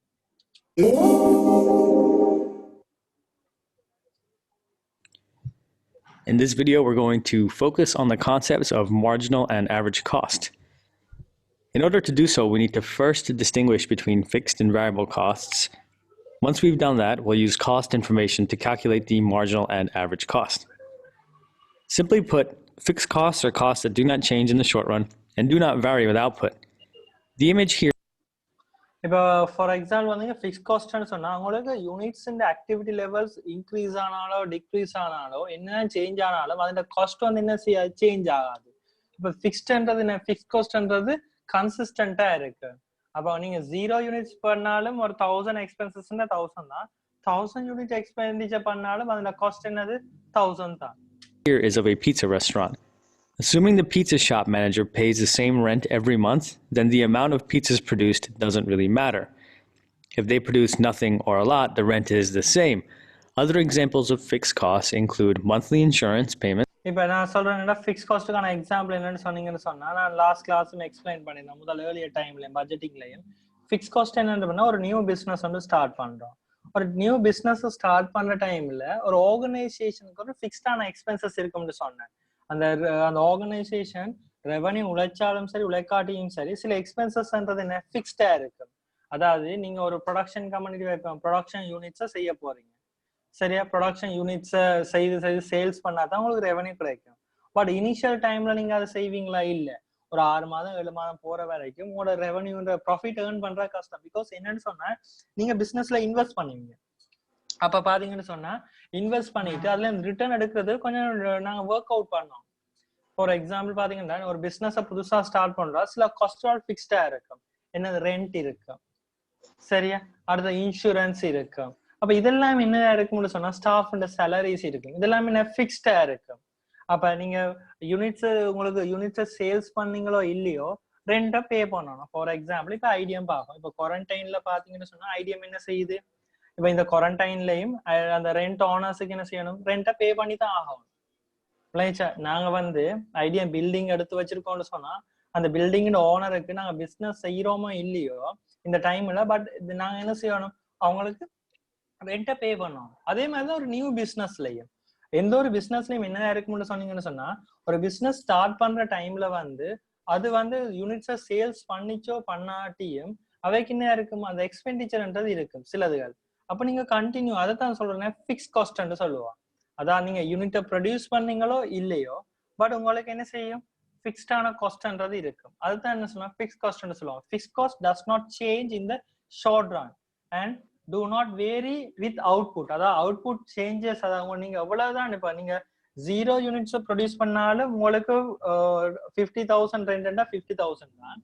அதே நேரம் 1000 யூனிட்ஸ் நீங்க ஒரு மேனுஃபேக்சரிங் கம்பெனி வச்சிருக்கீங்கன்னு சொல்லுவோம். நீங்க ஒரு மேனுஃபேக்சரிங் கம்பெனி சரியா. இப்ப ஒரு வத்தல சைட்ல ஒரு பிசினஸ் வந்து செய்யறீங்க, ஒரு ஷூ செய்யற ஒரு கம்பெனி, லெதர் கம்பெனி ஷூ செய்யற கம்பெனி.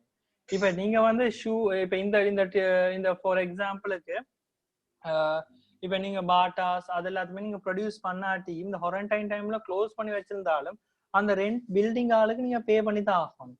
அதே டைம்ல மேனுஃபேக்சரிங் டைம்ல வந்து நீங்க ஒரு 1000 பாட்டாஸை ப்ரொடியூஸ் பண்ணாலும் நீங்க என்ன செய்ய போறீங்க, அந்த 50,000 தான் ரெண்டா பே பண்ண போறீங்க. அப்ப யூனிட் 0வா இருந்தாலும் நீங்க 50,000 பே பண்ணத்தான் வேணும். 1000 யூனிட்ஸை நீங்க ப்ரொடியூஸ் பண்ணாலும் 50,000 பே பண்ண தான் வேணும். கிளியரா? அப்ப அந்த காஸ்ட்ன்றது சேஞ்ச் ஆகுதா, யூனிட் சேஞ்ச் ஆக இல்ல. அப்ப இப்படியான காஸ்ட்டை தான் நாங்க என்ன சொல்லுவோம், ஃபிக்ஸ் காஸ்ட்னு சொல்லுவோம். ஓகே. இப்ப ஸ்டாஃப் அண்ட் சேலரி. இப்ப இந்த டைம்ல வந்து அந்த ப்ரொடக்ஷன் மேனுஃபேக்சரிங் கம்பெனில வேலை செய்யறாங்கன்னு பார்ப்போமே, அந்த லெதர் கம்பெனில வேலை செய்யற ஸ்டாஃப்ஸுக்கு யூனிட்ஸை ப்ரொடியூஸ் பண்ணினாலும் அவங்களுக்கு பே பண்ணத்தான் வேணும். யூனிட்ஸை இப்ப ப்ரொடியூஸ் பண்ணாம இப்ப இருக்கிறாங்க தானே, அதாலே அவங்களுக்கு பே பண்ணத்தான் வேணும்.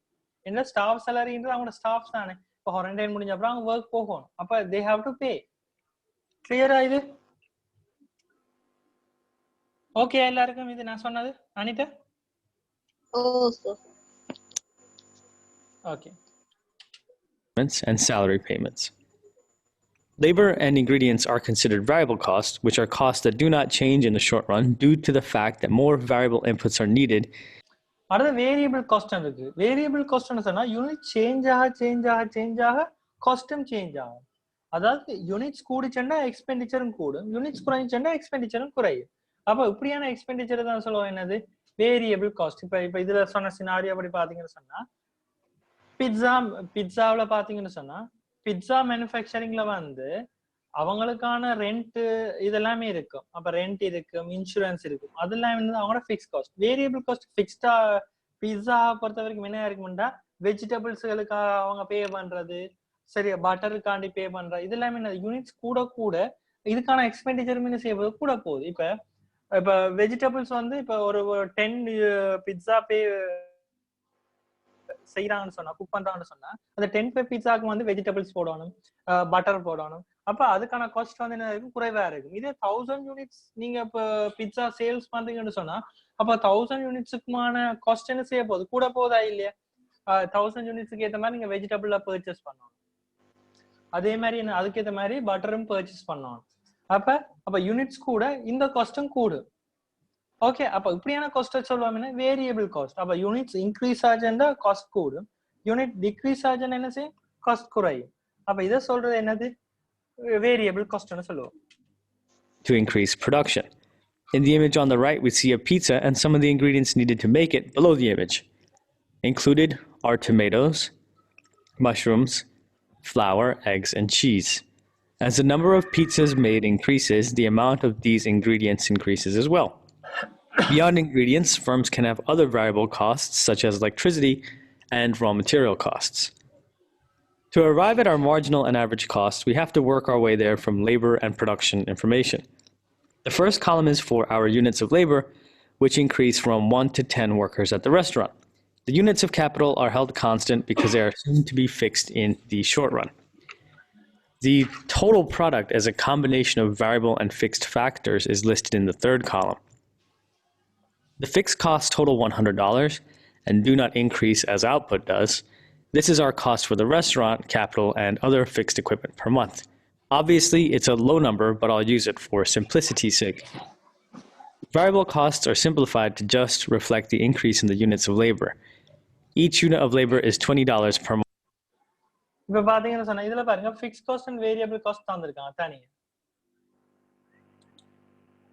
ஓகே, இதுல பாத்தீங்கன்னு சொன்னா ஃபிக்ஸ் காஸ்ட பாருங்க, 0 லேபரா இருக்க நேரம் பாருங்க அவங்க ஆர்கனைசேஷன் டோட்டலா ப்ரொடக்ட் பண்ணாட்டி கூட 0 ப்ரொடக்ட் பண்ணினாலும் அவங்களுக்கு காஸ்ட் எவ்வளவு வர போகுது, 100 வர போகுது.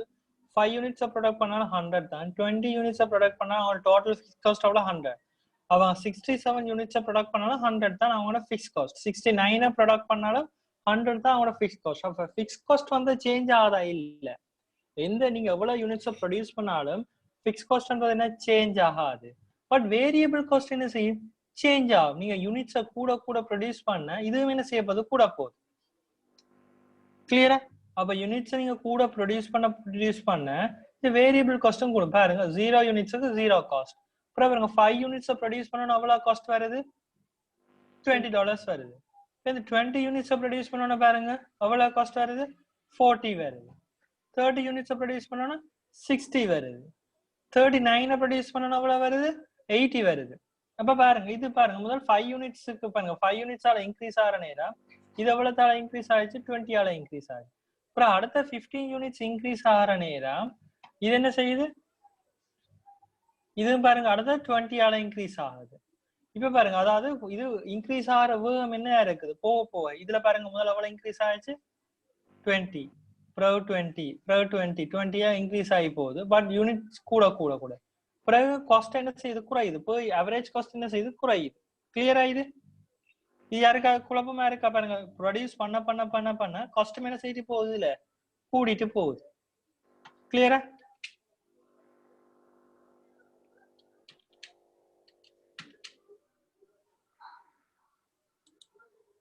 Month per worker. Again, a simplification for this example. However, as output rises, variable costs rise. We multiply the $20 by the units of labor to arrive at our total variable costs. The sum of our total fixed costs and total variable costs is our total cost of production. The last total cost காண்றேன்னா என்ன செய்யலாம், இது ரெண்டையும் add பண்ணி விட்டா சரி. total cost காண்றா இதே மீதே add பண்ணி விட்டீங்கன்னு சொன்னா total cost வரும். இதே மீதே ஆட் பண்ணி விட்டா total cost வரும். ஏன் total variable cost and total fixed cost சேர்ந்தா தான் என்னது total cost. அப்ப இது ரெண்டையும் ஆட் பண்ணி விட்டா இது வரும். இது ரெண்டையும் ஆட் பண்ணா இது வரும். இது ரெண்டையும் ஆட் பண்ணா இது வரும். இது ரெண்டையும் ஆட் பண்ணா இது வரும். கிளியரா? column represents the sum of the two cells preceding it to the left. $100 plus $20 equals $120. We'll complete the rest of the table using this information. To move forward from here, we have to factor in our total product. Let's see how to use that next. I removed the columns for variable cost and fixed cost to make room for marginal cost and average total cost. You should notice that as labor increases, more product is made. If you recall our previous lesson, okay, marginal cost அப்படி காணுவாங்கன்னு சொன்னா total costல ஏற்பட்ட changes-அ total productionல ஏற்பட்ட changes-ஆல divide பண்ணுவாங்க. Okay, total costல எவ்வளவு changes வருது, முதல் 0 யூனிட்ஸுக்கு 100 cost, அப்புறம் 5 யூனிட்ஸுக்கு எவ்வளவு வருது 120. அப்ப எவ்வளவு, அப்ப 5 யூனிட்ஸ் இப்ப பாருங்க 5 யூனிட்ஸ் நீங்க எக்ஸ்ட்ரா ப்ரொடியூஸ் பண்ணபடியால எக்ஸ்ட்ரா எவ்வளவு காஸ்ட் வந்திருக்கு 20. அப்ப ஒரு யூனிட்டை நீங்க எக்ஸ்ட்ரா செய்தா எவ்வளவு காஸ்ட் வரும்னு சொல்றதா என்னது மார்ஜினல் காஸ்ட். கிளியரா இப்ப நான் சொல்றேன். அப்போ ஒரு யூனிட்டை நீங்க எக்ஸ்ட்ராவா ப்ரொடியூஸ் பண்ணா ஒரு ஆர்கனைசேஷனுக்கு எவ்வளவு காஸ்ட் வரும் சொல்றதா என்ன சொல்லுவோம் மார்ஜினல் காஸ்ட். அப்ப இப்ப பாருங்க 0 யூனிட்ஸை நீங்க ப்ரொடியூஸ் பண்ண நேரம் 100 காஸ்ட், 5 யூனிட்ஸை ப்ரொடியூஸ் பண்ண நேரம் 120. அப்போ 5 யூனிட்ஸ் எக்ஸ்ட்ரா ப்ரொடியூஸ் பண்ணபடியால டோட்டல் காஸ்ட்ல ஏற்பட்ட சேஞ்சஸ் எவ்வளவு 20. அப்ப 20ய 5 ஆல டிவைட் பண்ணுவாங்க. 5 ஆல டிவைட் பண்ண எவ்வளவு மார்ஜினல் காஸ்ட் வரப்போகுது 4 rupees சொல்லி வரப்போகுது. அடுத்த பாருங்க இதுல 20, இதுல பாருங்க இதுல என்ன செய்யுது இதுல 20 சேஞ்ச் ஆகுது, பட் இதுல யூனிட் சேஞ்சஸ் எவ்வளவு 50. அப்ப 20ய 15ஆல டிவைட் பண்ண போறாங்க. ஓகே அடுத்த பாருங்க இதுல 20 காஸ்ட்ல சேஞ்ச் பண்ணுது, இதுலயும் எவ்வளவு சேஞ்ச் ஆகுது ப்ரொடக்ஷன் 10. சரி Notice that total product increases dramatically in the beginning, but as diminishing returns set in, less and less is being added to the total. Why does this matter?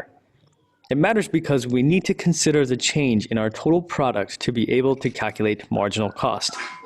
Marginal cost is calculated by looking at the difference in total cost divided by the change in total product. This allows us to consider the cost of producing one more unit. Remember, we assume that firms are more concerned about marginal production than average production. To calculate marginal cost at an output of 5, we need to divide the change in total cost by the change in total product. That means இது விளைவிச்சாங்களே பாருங்க, இப்ப நான் சொன்னதுதான் அவங்க செய்திருக்காங்க. அப்படியே கிளியரா இதுல ஏற்பட்ட சேஞ்சஸ் இதுல ஏற்பட்ட சேஞ்சஸால டிவைட் பண்ணிருக்காங்க. அப்ப ஒரு யூனிட்டை நீங்க எக்ஸ்ட்ரா ப்ரொடியூஸ் பண்றபடியால எவ்வளவு காஸ்ட் வரும்னு சொல்றதா என்னது மார்ஜினல் காஸ்ட். இதுல யாருக்கா டவுட் இருக்கா ரசிகா? இல்ல சார், இது okay. Mahesh? Okay sir. Gloria, Shashmita, Parimala? Yes, sir. we need to divide 120 minus 100 by 5 minus 0. This gives us 20 divided by 5, which equals a marginal cost of $4. Let me show you how I did that. அடுத்தது average cost, அத total average total cost இல்ல average cost ன்னு சொல்லுவாங்க. அது எப்படி காண்றதுன்னு சொன்னா total காஸ்ட்டை யூனிட்ஸால total produce பண்ண யூனிட்ஸால டிவைட் பண்ணுவாங்க. இப்ப 100 10 0 டிவைட் பண்ணா ஆன்சர் வந்து 0. 120 5 ஆல டிவைட் பண்ணா எவ்வளவு வரப்போகுது 40. 140 20 ஆல டிவைட் பண்ணா எவ்வளவு வரப்போகுது 7. இதுல பாருங்க 60 30 ஆல டிவைட் பண்ணா எவ்வளவு வரப்போகுது 5.3. பாருங்க அப்ப காஸ்ட் என்ன செய்யுது குறைஞ்சிட்டு வருது. யூனிட்ஸ் கூட கூட கூட அவரேஜ் காஸ்ட் என்ன செய்யுது குறைஞ்சிட்டு வருது. இது கிளியரா உங்களுக்கு? அதாவது நீங்க யூனிட்ஸை வந்து நல்லா கூட ப்ரொடியூஸ் பண்ணீங்கன்னு சொன்னா ஒரு யூனிட்டை ப்ரொடியூஸ் பண்ணதுக்கான காஸ்ட் என்ன இருக்கும் குறைவா இருக்கு. இப்ப நீங்களே பார்த்துருப்பீங்க. அதாவது ஒரு ஷர்ட் அடிக்க போறோம், ஒரு பட்ஜெட்னு சொல்லி ஒரு ஷர்ட் அடிக்க போனீங்கன்னா ஒரு ஷர்ட்டை நீங்க வந்து ப்ரொடியூஸ் பண்றது உங்களுக்கு கணக்கு காஸ்ட் சொல்லுவாங்க. இதே ஒரு 20 30 ஷர்ட்டை ஒரேடியா செய்ய போறீங்கன்னு சொன்னா உங்களுக்கு என்ன இருக்கும் காஸ்ட் குறைவா இருக்கு. இப்ப நாங்க ப்ராக்டிகலா பார்த்துருப்போமா இல்லையா? நான் சொல்றவங்களுக்கு விளங்குது. இப்ப நீங்க எல்லாரும் பாய்ஸ் அல்லது கேர்ள்ஸ் எல்லாம் சேர்ந்து உங்களோட டீம் ஃப்ரெண்ட்ஸ் எல்லாருமே சேர்ந்து ஒரு 50 பேர் சேர்ந்து ஒரு ஷர்ட் அடிக்க போறீங்கடா ஒரு பட்ஜெட்னு சொல்லி. அப்போ ஒரு ஷர்ட் நீங்க கேட்டீங்கன்னு சொன்னா கணக்க பிரைஸ் சொல்லுவாங்க. இது ஒரு 50 ஷர்ட் நாங்க பல்கா பர்ச்சேஸ் பண்றோம் அடிக்கிறோம்னு சொன்னா உங்களோட பட்ஜெட்னு சொன்னீங்கன்னு சொன்னா காஸ்ட் குறைவா சொல்லுவாங்க. பிகாஸ் த ரீசன் இதுதான். கிளியரா? யாருக்கு டவுட் இருக்கா Mithusha? No sir. Maheswaran?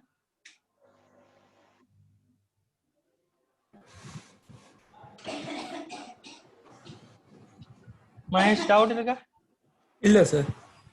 Okay, அதாவது அவரேஜ் காஸ்ட் என்ன செய்யுது பாருங்க, போ யூனிட்ஸ் இன்க்ரீஸ் ஆக நீங்க ப்ரொடியூஸ் பண்ற யூனிட்ஸ் இன்க்ரீஸ் ஆக அவரேஜ் காஸ்ட் இனிஷியலா பாருங்க 40 இருந்து 7 வந்து 5.3 வந்து 4.61 வந்து 4.25 வந்து 4 சொல்லி வரையும் குறையுது. பிறகு பாருங்க திருப்பி இன்க்ரீஸ் ஆகுது. குறிப்பிட்ட லெவலுக்கு பிறகு என்ன செய்யுது இன்க்ரீஸ் ஆகுது. விளங்கிச்சா?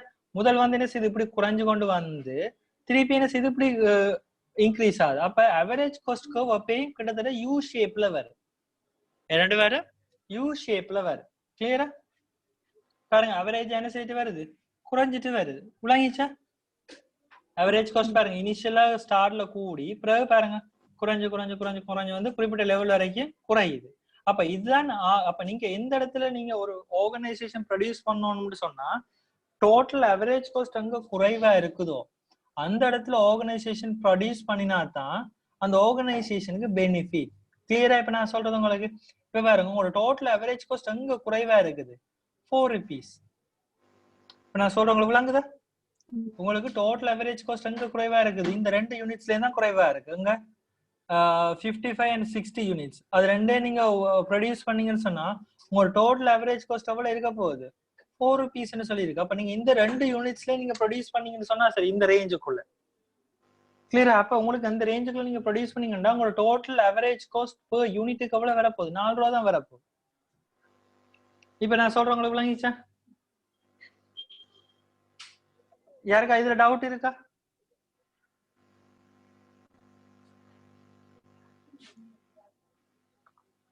மகேஷ்,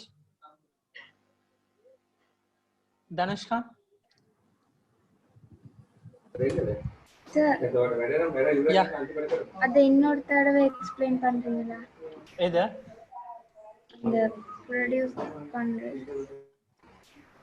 ஓகே, இப்போ நீங்க டோட்டல் ப்ரொடக்ஷன் காஸ்ட் வந்து நீங்க கணக்கு இன்க்ரீஸ் பண்ணிட்டு போனீங்கடா ப்ரொடியூஸ் பண்றத இன்க்ரீஸ் பண்ணிட்டு போனீங்கடா உங்களோட டோட்டல் அவரேஜ் காஸ்ட் என்ன செய்ய போகுது குறைய போகுது.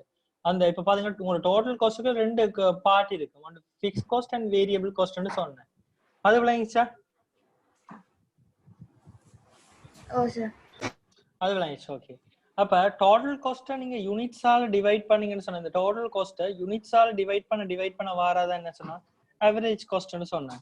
இந்த 120 5 ஆல 140 20 ஆல 160 30 ஆல 180 39 ஆல 120 47 ஆல 220 55 ஆல டிவைட் பண்ணீங்கன்னா உங்களுக்கு அவரேஜ் காஸ்ட்கள் வரும் ஒவ்வொரு யூனிட்லயும். அப்ப நீங்க 55 யூனிட்ஸை நீங்க ப்ரொடியூஸ் பண்ணீங்கன்னு சொன்னா உங்களுக்கு ஒரு யூனிட்டை செய்யறதுக்கு எவ்வளவு காஸ்ட் வரப்போகுது 4 rupees. 60 யூனிட்ஸை நீங்க ப்ரொடியூஸ் பண்ணீங்கன்னு சொன்னா ஒரு யூனிட்டை செய்யறதுக்கு எவ்வளவு வரப்போகுது 4 rupees. இதே 64 யூனிட்ஸை நீங்க ப்ரொடியூஸ் பண்ணீங்கன்னா உங்களுக்கு 4 rupees and 6 cents வரப்போகுது. 67 யூனிட்ஸை ப்ரொடியூஸ் பண்ணா 4 rupees and 18 cents வரப்போகுது. 69 யூனிட்ஸை ப்ரொடியூஸ் பண்ணா 4 rupees and 3.35 cents வரப்போகுது. அப்போ இப்ப 5 யூனிட்ஸை மட்டும் ப்ரொடியூஸ் பண்ணீங்கன்னா உங்களுக்கு 40 rupees வந்து ஸ்பெண்ட் ஆக போகுது. இதே 20 யூனிட்ஸை நீங்க செய்தீங்கன்னு சொன்னா உங்களுக்கு காஸ்ட் எவ்வளவு வரப்போகுது ஒரு யூனிட்டை செய்யறதுக்கு 7 rupees தான் வரப்போகுது. அப்ப ஒரு ஆர்கனைசேஷன் எந்த இடத்துல நீங்க ப்ரொடியூஸ் பண்ணணும்னு சொல்லி பார்க்கும். ஓகே, அப்ப ஒரு ஆர்கனைசேஷன் எந்த இடத்துல நாங்க ப்ரொடியூஸ் பண்ணா அந்த ஆர்கனைசேஷனுக்கு பெனிஃபிட். ஏன்னு சொன்னா இனிஷியலா டோட்டல் ஃபிக்ஸ் காஸ்டும் இருக்கும் வேரியபிள் காஸ்டும் வேறு. அப்போ அந்த ஆர்கனைசேஷன் மேக்ஸிமம் கெப்பாசிட்டி எவ்வளவு ஆர்கனைசேஷன் செய்தா அந்த ஆர்கனைசேஷனுக்கு பெனிஃபிட். ஏன்னு சொன்னா ஒரு ஆர்கனைசேஷன் வார ரேஞ்சுக்கு ஏற்ற மாதிரி தான் ப்ரொடியூஸ் பண்ணுமென்னு சொல்லிச்சுன்னு சொன்னா வார ஆர்டர்ஸுக்கு ஏற்ற மாதிரி தான் ப்ரொடியூஸ் பண்ணுமென்னு சொல்லிச்சுன்னா அந்த ஆர்கனைசேஷன் நட்டம். ஏன்னா நீங்க வார ஆர்டர்ஸை மட்டும் ப்ரொடியூஸ் பண்ணிட்டே இருந்தீங்கன்னு சொன்னா அந்த ஆர்கனைசேஷன் நட்டம் வரப்போகுது. அப்ப நீங்க என்ன செய்யலாம் எவ்வளவுக்கு நாங்க பல்கா செய்யணுமோ அவ்வளவு பல்கான ஆர்டர்ஸ் எடுத்தீங்கன்னு சொன்னா உங்களுக்கு காஸ்ட் என்னதான் இருக்கு குறைவா இருக்கு. விளங்கிச்சா Parimala? Yes sir thank you. Okay, அப்ப நாங்க ஒரு ஆர்கனைசேஷன் மேக்ஸிமம் ப்ரொடியூஸ் பண்ற பாயிண்ட் என்ன இருக்கு இந்த ரேஞ்சுக்குலாம் ப்ரொடியூஸ் பண்ணணும். அதான் நீங்க பாத்தீங்கன்னா ஒரு டிஷர்ட் அடிக்க போறோம்னு சொன்னா நீங்க ஒரு டிஷர்ட் 2 டிஷர்ட் நார்மல் அடிக்க போனீங்கன்னா வீட்ல சொல்லுவாங்க பிரிண்டிங் காஸ்ட் அந்த காஸ்ட் இந்த காஸ்ட்னு சொல்லி ஒரு 2500 3000 சொல்லுவாங்க. இதே நீங்க ஒரு இப்ப கணக்கு பேர் சேர்ந்து ஒரு 50 டிஷர்ட் அடிக்க போறீங்கன்னு சொன்னா ஒரு டிஷர்ட் செய்யறதுக்கு 1000 rupees காணும்னு சொல்லுவாங்க. விளங்கிச்சா? என்ன சொன்னா இப்ப பிளேட் எக்ஸ்பெண்டிச்சர் அந்த கட் பண்றது அதெல்லாம் அவங்களுக்கு செலவுகள் கூட இனிஷியலான காஸ்ட். அப்ப உங்களுக்கு ஒரு டிஷர்ட் 2 டிஷர்ட் அடிக்க போனீங்கன்னா உங்களுக்கு காஸ்ட் கூட. இது ஒரு பல்கா கணக்க நீங்க செய்ய போனீங்கன்னு சொன்னா உங்களுக்கு என்ன இருக்கும் காஸ்ட் குறைவா இருக்கும். அந்த ரீசன் இதுதான். விளங்கிச்சா? Okay okay sir. We start at the top and work our way down. As total cost increases from 100 to 120, that is an increase of $20. The total product has now increased from 0 units to 5. Dividing $20 by 5 units, we find our marginal cost at this level of production to be $4. If you complete the table all the way through, you'll see that marginal cost initially declines, bottoms out, and starts to rise. This is linked to the law of diminishing returns, which should be evident to you from this table as marginal product also declines. Compare that for a moment before I move on to average total cost.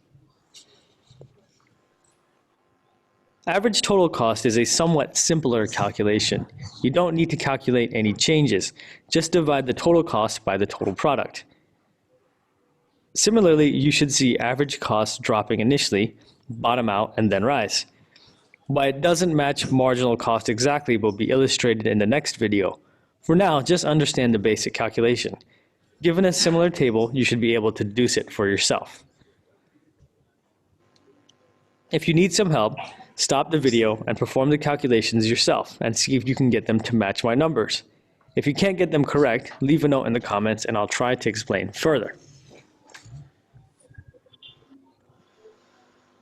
Hopefully this video has given you a stronger understanding of the difference between fixed and variable costs. This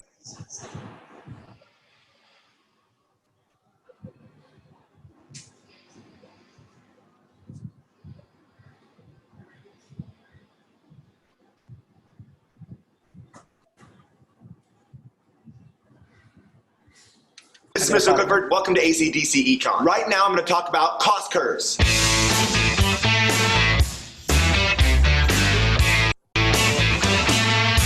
If there's one complaint about learning microeconomics, it's cost curves. I mean, no one gets excited about cost curves.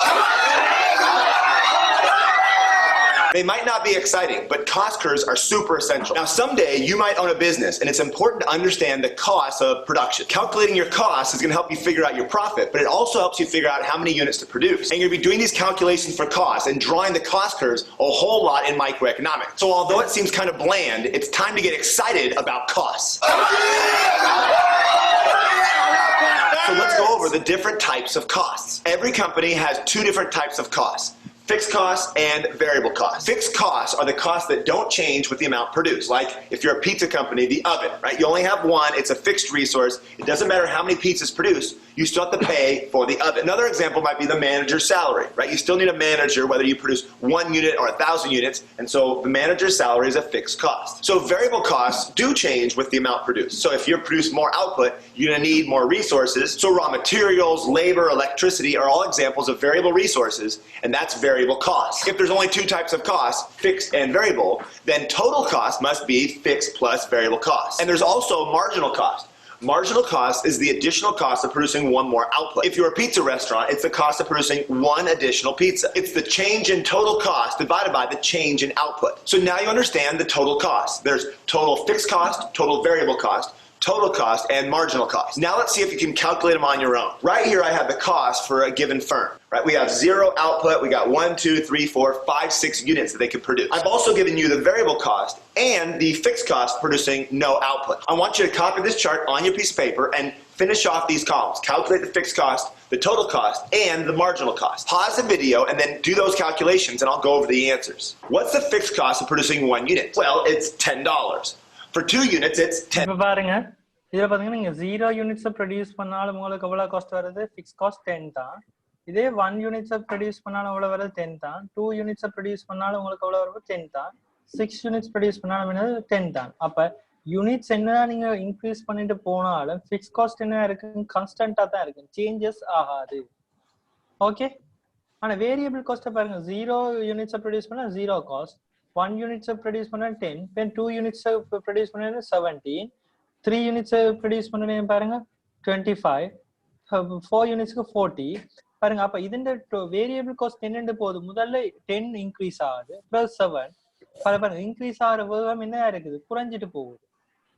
பாருங்க இதுல பாருங்க 10 increase ஆகுது ஒரு யூனிட்ஸுக்கு, பிறகு அடுத்த 2 யூனிட்ஸும் செய்யறதுக்கு 17 ஆகுது.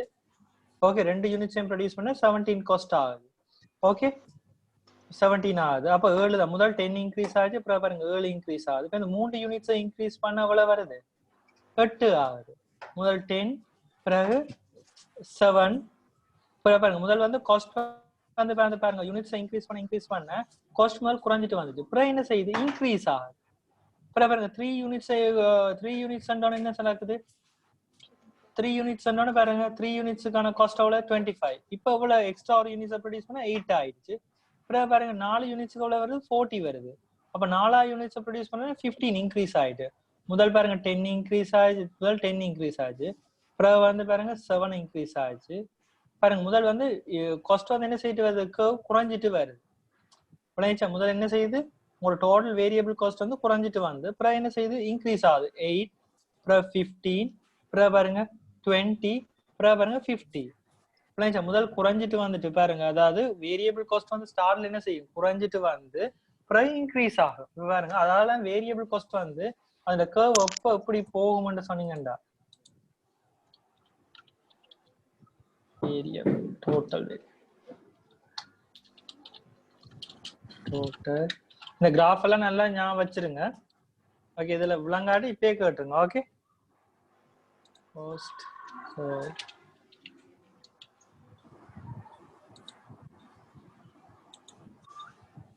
இங்க பாருங்க இந்த வேரியபிள் இதுதான் டோட்டல் வேரியபிள் காஸ்ட் கர்வ்னு சொல்லுவோம்.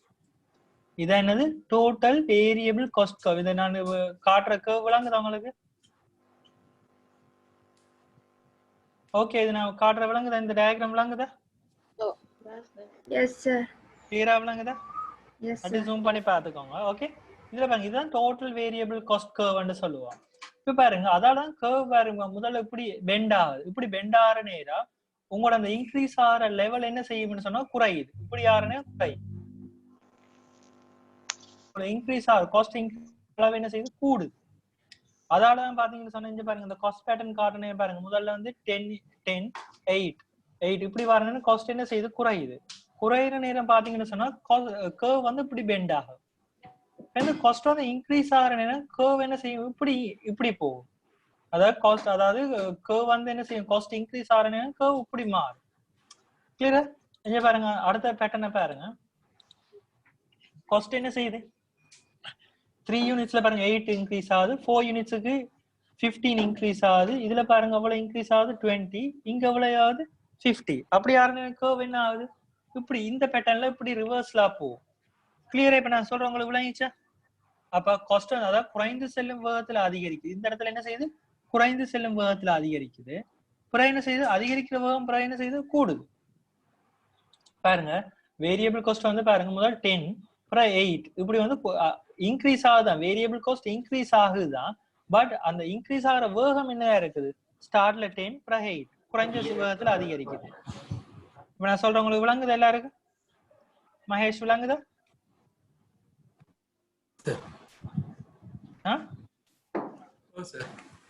முதல் பாருங்க வேரியபிள் காஸ்ட் பாருங்க யூனிட்ஸ் கூட கூட கூட வேரியபிள் காஸ்டும் கூடிட்டு தான் போகுது. பட் அந்த கூடுற வேகம் எப்படி இருக்குன்னு தான் பார்க்கணும். பாருங்க முதல் வந்து 10 பிறகு 7 அப்ப கூடுற வேகம் முதல் குறைவா இருக்குது. அப்ப கூடுற வேகம் பாருங்க இன்க்ரீஸ் ஆகிற வேகம் வந்து என்ன இருக்கு குறைவா இருக்க நேரம் கர்வ் எப்படி இருக்குன்னு சொன்னீங்கன்னா இப்படி இருக்கு. சரியா? பிறகு பாருங்க கூடுற வேகம் என்ன இருக்குது பிறகு பாருங்க 8 பிறகு பாருங்க 15 வந்து 20 வந்து 50 இப்படி கூடுற வேகம் கூடிட்டே போகுது. அப்படி இருக்க நேரம் பாருங்க அதிகரிக்கிற வேகத்தில் செல்றதுல அதிகரித்து செல்ற நேரம் எக்ஸ்பெண்டிச்சர் வந்து அதிகரித்து செல்ற வேகத்துல அதிகரிக்குது. அப்புறம் நேரம் கர்வ் என்ன இருக்கு இன்க்ரீஸ் ஆகிற வேகத்துல இன்க்ரீஸ் ஆகுது. அப்ப கர்வ் இப்படி வேறு. இது கிளியரா எல்லாருக்கும் நான் சொல்றது? ஓகே அப்ப அதுக்கேற்ற மாதிரி தான் இந்த டோட்டல் காஸ்டும் சேஞ்ச் ஆகும். அப்ப பாருங்க இதே மாதிரி தான் கர்வும் என்ன இருக்கு டோட்டல் காஸ்டும் இருக்கு. பிகாஸ் என்னன்னு சொன்னா ஃபிக்ஸ் காஸ்ட் சேஞ்ச் இல்லை. நீங்க 0 யூனிட்ஸ் பண்ணாலும் இவ்வளவுதான் காஸ்ட், 100 யூனிட்ஸ்க்கு ப்ரொடியூஸ் பண்ணாலும் இவ்வளவுதான் காஸ்ட். அந்த காஸ்ட்ன்றது என்ன சேஞ்ச் ஆகுது. இந்த பக்கம் தான் காஸ்ட் இருக்க போகுது. ஓகே நான் சொன்ன இது விளங்கிச்சு உங்களுக்கு இந்த கான்செப்ட்? யாருக்கு டவுட் இருக்கா இதுல? $10. For 3 units, it's $10. Why? Because it's fixed. It doesn't matter how many units produced. You still pay $10 fixed cost. Total cost is the variable plus the fixed cost. So when you produce nothing, you still have a total cost of $10.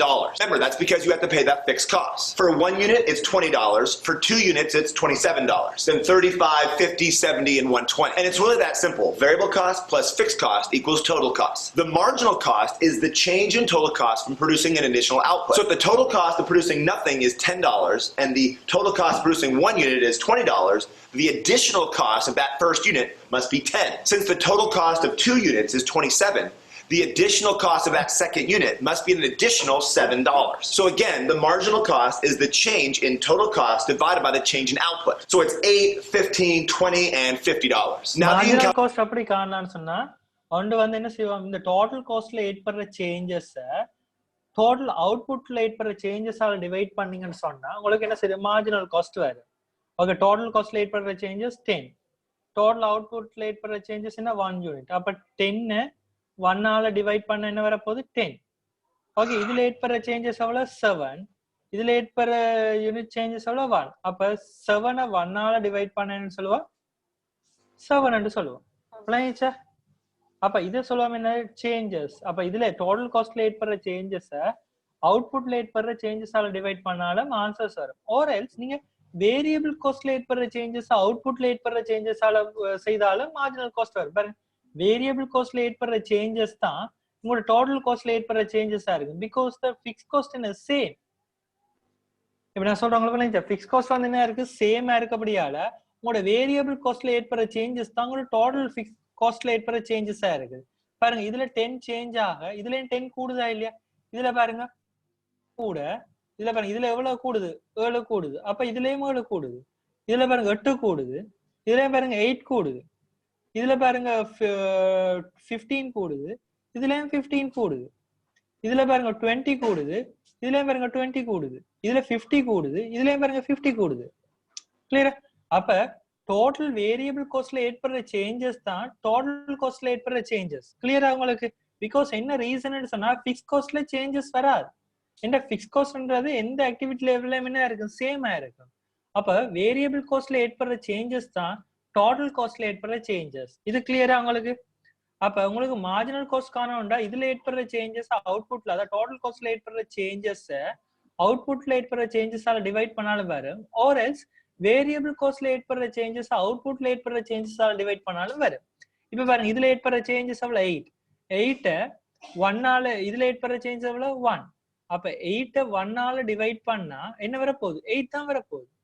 அடுத்த பாருங்க, இதுல ஏற்படுற changes எவ்வளவு 15, இதுல ஏற்படுற changes பாருங்க எவ்வளவு 1.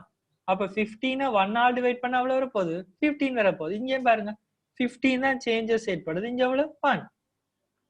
அப்ப எவ்வளவு ஆன்சர் வரப்போகுது 15. இது யாருக்கு டவுட் இருக்கா நான் சொன்னது? ரசிகா? இல்ல சார். ஓகே. தனுஷ்கா?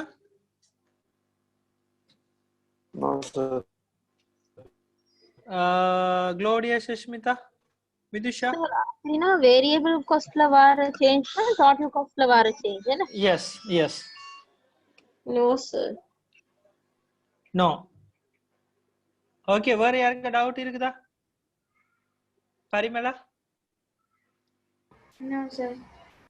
ஓகே, ஏன்னா இதுகளோட நான் இந்த கான்செப்ட்ல முடிச்சிட்டு நெக்ஸ்ட் கிளாஸஸ்ல இருந்து கணக்கு தான் ஃபுல்லா ஸ்டார்ட் பண்ணுவேன். ஓகே, இந்த பிரேக் ஈவன் அனாலிசிஸ்க்கு முதல்ல இந்த கான்செப்ட்கள் கர்வ்கள் எப்படி போகும்ன்றது முதல்ல நல்லா தெரிஞ்சிருக்கும். இது நீங்க எம்பிஏலயும் இது திருப்பி படிப்பீங்க. ஏன்னா அங்க காஸ்ட் பிஹேவியர் பேட்டர்ன், நீங்க ஒரு மேனேஜர் ஆக போறீங்கன்னா ஒரு ஆர்கனைசேஷன் காஸ்ட் பேட்டர்ன்ஸ் அப்படி இருக்குது, ஒரு fixed cost, variable cost, curve patterns அப்படி போகுது. இதெல்லாம் நல்லா தெரிஞ்சதால தான் உங்களால டிசிஷன் மேக்கிங் பண்ணணும். அதுக்கு தான் இதுல நீங்க படிக்கணும் வந்து.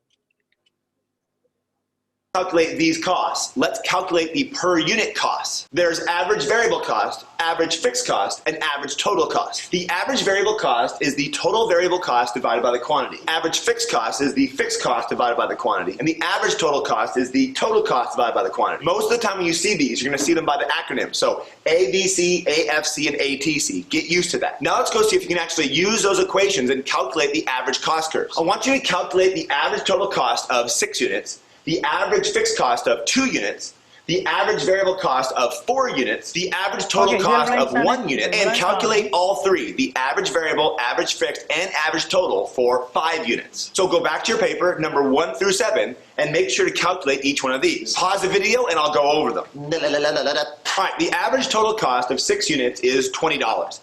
That's because the total cost is $120, and we're producing 6 units. So the total variable cost அப்படி இது என்ன average variable cost? Average variable cost அப்படி காணுவான்னு சொன்னா உங்களோட total variable cost units all divide பண்ணுவாங்க. இதால டிவைட் பண்ணா இந்த ஆன்சர்ஸ் வரும். அப்ப 10 1 ஆல் டிவைட் பண்ணா 10, 17 2 ஆல் டிவைட் பண்ணா 8.5, 25 3 ஆல் டிவைட் பண்ணா 8.33, 40 4 ஆல் டிவைட் பண்ணா 10, 60 5 ஆல் டிவைட் பண்ணா 12. அதாவது average variable costன்றது total cost, total variable cost divided by output. அப்படின்னா உங்களோட average variable cost வரும். இது என்ன average fixed cost? average fixed cost காணுவாங்க அப்படின்னா உங்களோட total fixed cost தெரியும். இதுல இருக்கு total fixed cost. இந்த total fixed cost output all divide பண்ணா சரி. இப்ப பாருங்க 10 0 ஆல் டிவைட் பண்ணா ஆன்சர் வராது. 10 1 ஆல் டிவைட் பண்ணா 10, 10 2 ஆல் டிவைட் பண்ணா 5, அடுத்து 10 3 ஆல் டிவைட் பண்ணா 3.3, 40 4 ஆல் டிவைட் பண்ணா 2.5, 60 5 ஆல் டிவைட் பண்ணா சாரி 10 5 ஆல் டிவைட் பண்ணா 2, அப்ப 10 6 ஆல் டிவைட் பண்ணா 1.67. இப்ப பாருங்க average fixed cost வந்து பாருங்க போ என்ன செய்து போகுது, குறைஞ்சிட்டு போகுது. அதே மாதிரி வேரியபிள் காஸ்டும் பாருங்க போ என்ன செய்யுது, குறைஞ்சிட்டு போயிட்டு அப்புறம் என்ன செய்யுது, இன்க்ரீஸ் ஆகுது. அவரேஜ் வேரியபிள் காஸ்ட் பாருங்க போ குறைஞ்சு போயிட்டு அப்புறம் என்ன செய்யுது, இன்க்ரீஸ் ஆகுது. அவரேஜ் ஃபிக்ஸ் காஸ்ட் என்ன செய்யுது, போ என்ன செய்யுது, குறைஞ்சிட்டே போகுது. அடுத்து டோட்டல் காஸ்ட், இது என்ன டோட்டல் அவரேஜ் காஸ்ட் அல்லது அவரேஜ் காஸ்ட் சொல்லுவோம். அது எப்படி காண்றேன்டா, இந்த டோட்டல் காஸ்ட் இருக்குதா இல்லையா, இந்த டோட்டல் காஸ்ட்டை யூனிட்ஸால டிவைட் பண்ணி விட்டா சரி. ஓகே, டோட்டல் காஸ்ட் எவ்வளவு இருக்கு, 20, 20 1 ஆல் டிவைட் பண்ணா 20, 27 2 ஆல் டிவைட் பண்ணா 13.5, 35 3 ஆல் டிவைட் பண்ணா 11.66, 50 4 ஆல் டிவைட் பண்ணா 12.5, ஓகே 70 5 ஆல் டிவைட் பண்ணா 40. அப்ப பாருங்க அவரேஜ் காஸ்டும் பாருங்க ஸ்டார்ட்ல இருந்து பாருங்க குறைஞ்சு வந்து அப்புறம் என்ன செய்யுது, இன்க்ரீஸ் ஆகுது. பாருங்க 20 13 11 சொல்லி குறையுது, குறைஞ்சிட்டு அப்புறம் என்ன செய்யுது 12 14 20 சொல்லி திருப்பி இன்க்ரீஸ் ஆகுது. Okay. Is $120 and you produce 6 units. How much did each one cost on average? Well, $20. The average fixed cost of 2 units is $5, right? It's the $10 fixed cost divided by 2 units. That gives us $5. The average variable cost of 4 units is the $40 variable cost, total variable cost, divided by the 4 units that we produced.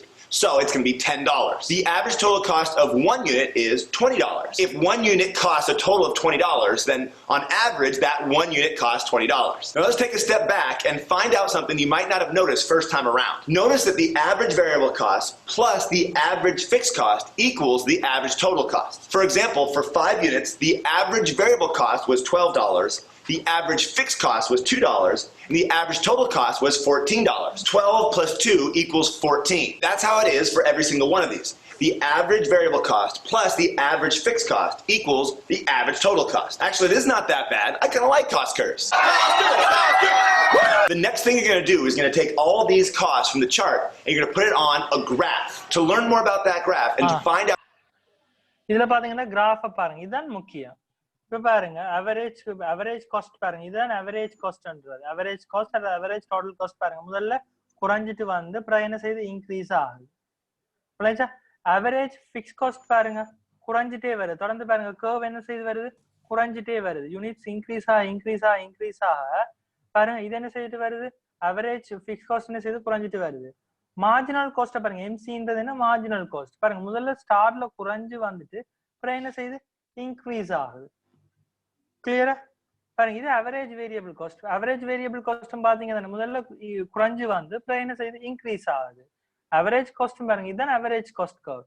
Average cost curve பாருங்க இதுல முதல் குறைஞ்சு வந்து அப்புறம் என்ன செய்யுது, increase ஆகுது. அப்போ ஒரு ஆர்கனைசேஷன் எந்த இடத்துல வந்து ப்ரொடியூஸ் பண்ணணும்னு சொன்னா இந்த அவரேஜ் காஸ்டும் மார்ஜினல் காஸ்டும் அங்க ஈக்குவலா இருக்குதோ, இந்த மார்ஜினல் காஸ்ட் லைன் வந்து இந்த அவரேஜ் காஸ்ட் லைன் எங்க போய் வெட்டுதோ அந்த இடத்துல என்ன செய்யும் சொன்னா ஆர்கனைசேஷன் காஸ்ட் குறைவா இருக்கு. அப்ப அந்த இடத்துல நாங்க இப்படி லைன் டாட் லைன் வச்சோம்னு சொன்னா இந்த இடத்துல அந்த ஆர்கனைசேஷன் ப்ரொடியூஸ் பண்ணும். என்ன சொன்னா இந்த இடத்துல அந்த ஆர்கனைசேஷனுக்கு காஸ்ட் என்ன இருக்கும், குறைவா இருக்கு. அவரேஜ் காஸ்ட் பாருங்க இந்த இடத்துல ஒரு ஆர்கனைசேஷனுக்கு குறைவா இருக்கு. நீங்க பல்கா ஒரு ஆர்கனைசேஷன் ப்ரொடியூஸ் பண்றேன்னு சொன்னா இந்த இடத்துல ப்ரொடியூஸ் பண்ணாதான் அந்த ஆர்கனைசேஷனுக்கு பெனிஃபிட். என்ன சொன்னா இந்த இடத்துல நீங்க ஒரு யூனிட்ஸை ப்ரொடியூஸ் பண்ணா அந்த ஆர்கனைசேஷனுக்கான அவரேஜ் காஸ்ட் கூட. 2 யூனிட்ஸை நீங்க இந்த இடத்துல ப்ரொடியூஸ் பண்ணா அந்த ஆர்கனைசேஷனுக்கான அவரேஜ் காஸ்ட் கூட. 3 யூனிட்ஸை ப்ரொடியூஸ் பண்ணீங்கன்னா அந்த ஆர்கனைசேஷன் அவரேஜ் காஸ்ட் கொஞ்சம் கூட. 3.4 யூனிட்ஸ் இடையில ப்ரொடியூஸ் பண்ணீங்கன்னா அந்த அவரேஜ் காஸ்ட் என்ன இருக்கு, குறைவா இருக்கு. இந்த இடத்துல அந்த ஆர்கனைசேஷனுக்கான காஸ்ட் என்னதான் இருக்கு, லீஸ்டா இருக்கு. கிளியர்? அப்ப இந்த இடத்துல ஒரு ஆர்கனைசேஷன் என்ன செய்யணும்னு சொன்னா ப்ரொடியூஸ் பண்ண ட்ரை பண்ணும். கிளியரா? out how to use it, you got to watch the next video. If you like these videos, make sure to subscribe and leave a comment below. Okay? Till next time. இதையும் பார்த்துடுவோம். இதையும் கொஞ்சம் பார்த்துட்டு இந்த class முடிப்பேன். Good grammar and spelling are important, but if you want to write essays that inspire, messages that forge brighter connections.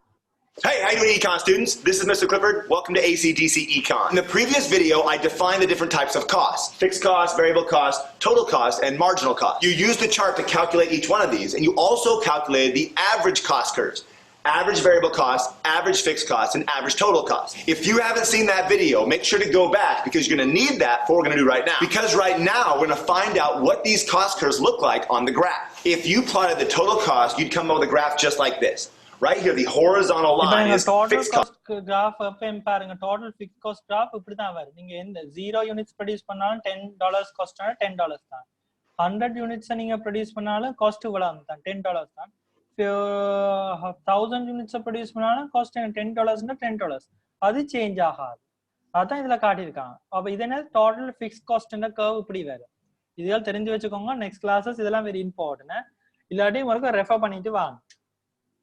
Cost, and then right here is variable cost. Now, since fixed cost plus இது வந்து என்ன சொல்லுவோம், total variable cost கர்வ்னு சொல்லுவோம். இது என்ன சொல்லுவோம், total variable cost. அதாவது units increase ஆக யூனிட்ஸ் பாருங்க, இந்த இடத்துல 1 யூனிட்ஸ் ப்ரொடியூஸ் பண்ணா அவ்வளவு காஸ்ட், 2 யூனிட்ஸ் ப்ரொடியூஸ் பண்ணா அவ்வளவு காஸ்ட், 3 யூனிட்ஸ் ப்ரொடியூஸ் பண்ணா அவ்வளவு காஸ்ட், 50 யூனிட்ஸ் ப்ரொடியூஸ் பண்ணீங்கன்னா அவ்வளவு காஸ்ட். அப்ப யூனிட்ஸ் கூட காஸ்ட்டும் என்ன செய்யும், கூடும். ஆனா கூடுற வேகம் பாருங்க, ஸ்டார்ட்ல குறைவா இருந்து குறைஞ்ச வேகத்துல கூடும். காஸ்ட் வந்து என்ன செய்யும், ஸ்டார்ட்ல குறைஞ்ச வேகத்துல கூடி பிறகு என்ன செய்யும், கூடுற வேகத்துல அதிகரித்து செல்லும். கிளியரா? Variable cost equals total cost. The total cost curve would look like that. You might see this graph on a test, but really it's not as important as the per unit cost curve. I'm talking about marginal.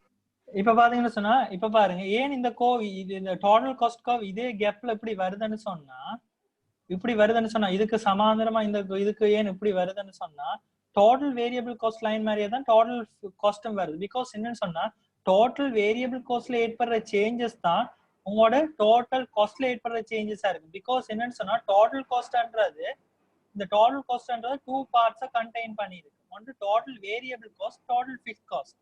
அப்ப total fixed காஸ்ட்ன்ற எந்த யூனிட்ஸ்க்கு ஏத்த மாதிரி change ஆகாது, ஃபிக்ஸ்டா இருக்கபடியா தான். இந்த பாருங்க, இதுக்கு ஆப்போசிட்டா அப்படி சமாந்தரமா கர்வ் போகுது. அப்ப இந்த டோட்டல் காஸ்ட்ல இருந்து இந்த டோட்டல் வேரியபிள் காஸ்ட்டை கழிச்சு விட்டீங்கன்னா இந்த ரெண்டுக்குமே கெப்பை தான் சொல்லுவோம், என்னது, டோட்டல் ஃபிக்ஸ்ட் காஸ்ட். அதாவது இந்த கெப்புக்கான டிஃபரன்ஸ் தான் இந்த கெப்பா இருக்கு. இந்த கெப்ஸ் பாருங்க சமாந்தரமா இருக்கிறதுக்கான காரணம் என்னன்னு பாத்தீங்கன்னா, இந்த ஃபிக்ஸ்ட் காஸ்ட் இப்படி இருக்கபடியாதான். அப்ப இது ரெண்டுக்கு அந்த டோட்டல் வேரியபிள் காஸ்ட் இப்ப இதுல இருந்து ஒரு லைன், இந்த இடத்துல இருந்து ஒரு லைன் அப்படி நான் டாட் லைன் வச்சு இப்படி டிரா பண்ணேன்னு சொன்னா, இதுல இருந்து இதை டிடக்ட் பண்ணீங்கன்னு சொன்னா இந்த ஃபிக்ஸ்ட் காஸ்ட் வரும்.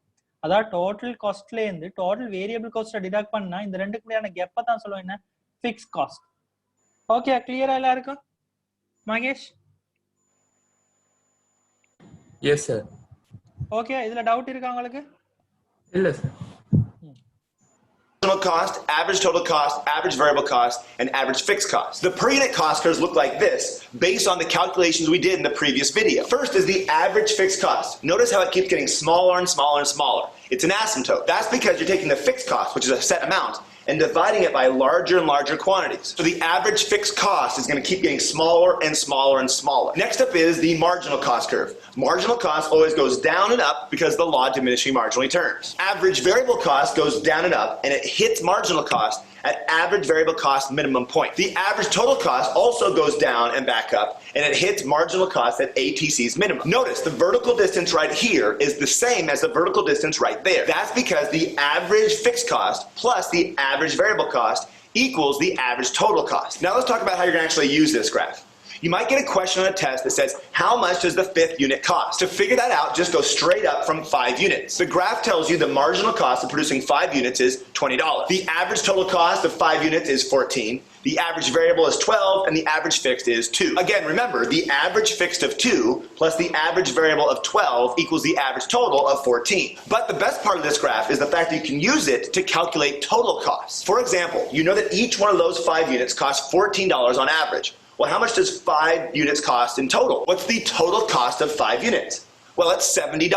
It's that box right there. That's the total cost. Of that $70, how much is variable and how much is fixed? To figure that out, all you gotta do is go up to the average variable cost at 5 units, which is $12. 12 times 5 is 60. So that box right there of $60 is the variable cost of producing 5 units. If the variable cost is 60 and the total cost is 70, then the fixed cost must be 10. That's the average fixed cost of $2 times 5 units gives me $10 of fixed costs. That's the box right there. Yeah, all right, I kind of like this. I'm getting into cost curves. I kind of like it. Yeah, cost curves. Woo! Cost curves, cost curves, cost curves. You're gonna be using these cost curves a whole lot, so feel very comfortable calculating the total variable and fixed costs. What you're going to find out is that not all 4 of these curves are equally important. The real important ones are marginal cost and average total cost. Those are the ones you're going to be drawing a whole lot. I hope this video helped you understand cost curves. Make sure to check out the next video. It's going to talk about the கொஞ்சம் பார்த்துட்டோம். அப்ப நான் இடக்கடையெல்லாம் திருப்பி வேற எதுவும் சொல்லி தருவேன். இப்போ இவ்வளவு உங்களுக்கு பேசிக்கா கொஞ்சம் தெரிஞ்சா காணும். சரியா? இப்போ மிச்சதுகளை நான் பிரேக் ஈவன் அனாலிசிஸ்ல மிச்சதுகளை இப்போ இந்த அதுகள் கொஞ்சம் காஸ்ட் பேட்டர்ன்ஸ் இந்த வேரியபிள் காஸ்ட்களை பத்தி தெரிஞ்சிருந்தா தான் நீங்க உங்களுக்கு நெக்ஸ்ட் கிளாஸ் கொஞ்சம் ஈஸியா இருக்கும் கால்குலேஷன் செய்யணும். அதான் இப்போ உங்களுக்கு இந்த டுடேஸ் இந்த ஒரு காஸ்ட் பேட்டர்ன்ஸ் ரிலேட்டடா காட்டினேன். ஓகே, இப்போ இதுல எல்லாம் கால்குலேஷன்ஸ் இருக்கு, கூட கால்குலேஷன்ஸ் கிராஃப்கள் எல்லாம் வேற அவ்வளவு பெரிய கஷ்டம் இல்லை, உங்களை படிக்க தான் அது விளங்கும். ஓகே, இந்த கிராஃப்ஸ் எல்லாம் விளங்கணும்னு சொன்னா முதல்ல காஸ்ட் பேட்டர்ன்ஸ் கொஞ்சம் தெரிஞ்சிருக்கும். இப்போ நான் படிச்ச இந்த டோட்டல் ஃபிக்ஸ் காஸ்ட் அந்த வேரியபிள் காஸ்ட் அதுலாம் வருது. ஓகே, அப்ப அதுக்கு தான் முதல்ல அந்த பேசிக் ஐடியாவுக்கு தான் சொல்லி கொடுத்தேன். மிச்சம் இந்த இவ்வளவுலாம் படிக்க இருக்கு நீங்க. ஓகே ஓகே, அப்ப அது படிக்கணுன்றதுக்கு முதல்ல நாங்க என்ன செய்யறோம்னு சொன்னா இப்ப இதுல மிச்சதுல இப்ப இவ்வளவு படிக்க இருக்கு. ஆனா கிளாஸஸ் எல்லாம் மிஸ் பண்ணா வந்தா தான் இது கண்டினியூட்டியா விடாம இதுல கணக்கு இருக்கு, டிசிஷன் மேக்கிங் பாயிண்ட். இப்ப நான் ஏன் இந்த ரெவன்யூவை பத்தி டோட்டல் காஸ்ட்டை பத்தி எல்லாம் சொல்லி தந்தேன், பிறகு நான் சொல்லுவேன் ஏழு கொஞ்சம் படிச்சோம். இடைக்கடையில திருப்பி இந்த காஸ்ட் பேட்டர்ன்ஸ் எல்லாம் பற்றி விளங்கப்படுத்தணும். ஓகே, இன்றைக்கு ஒரேடியா எல்லாத்தையும் புரிஞ்சு கொள்ளலாம் தானே, அப்ப நீங்க கண்டினியூ வந்தா தான் அது புரியும். ஓகே, இப்போ இன்றைக்கு நான் ஸ்டார்ட்ல சொல்லி கொடுத்ததே கொஞ்சம் சில பேருக்கு விளங்கி இருக்காது. அப்ப அது நெக்ஸ்ட் கிளாஸஸ் நான் பார்ப்போம் இடக்கடையில கொஞ்சம் முடியல. இப்போ இந்த சில பேருக்கு ஒரேடியா சொல்லி தந்த ஸ்லோ லேர்னர், சில பேர் ஃபாஸ்ட் லேர்னர்ஸ் இருக்கணும். ஓகே, அப்ப நான் திருப்பியும் எக்ஸ்பிளைன் பண்ணுவேன் காஸ்ட் பேட்டர்ன்ஸ் எல்லாம் பத்தி. ஓகே, அப்ப அது உங்களுக்கு அதை பத்தி நீங்க யோசிக்க தேவையில்லை. எனக்கு லிமிட்டிங் ஃபேக்டர் இதுக்கெல்லாம் MBA லெவல்லையும் இருக்கு. திருப்பி இப்ப நீங்க இப்பயே படிச்சு வச்சுட்டீங்கன்னு சொன்னா உங்களுக்கு ஈஸி அதெல்லாம். ஓகே, நம்ம இவ்வளவு படிக்க இருக்கு கணக்க. இது மாதிரி கிட்டத்தட்ட ஒரு 70 ஸ்லைட்ஸ் 80 ஸ்லைட்ஸ் மாதிரி இருக்கு. அதை நான் குயிக்கா தான் போவேன். இதுல ஏதாவது டவுட்ஸ் இருந்தா கேளு. ஓகே, அப்ப இன்றைக்கு படிச்சதுல ஏதாவது டவுட்ஸ் இருக்கா இன்றைக்கு படிச்ச வரைக்கும்?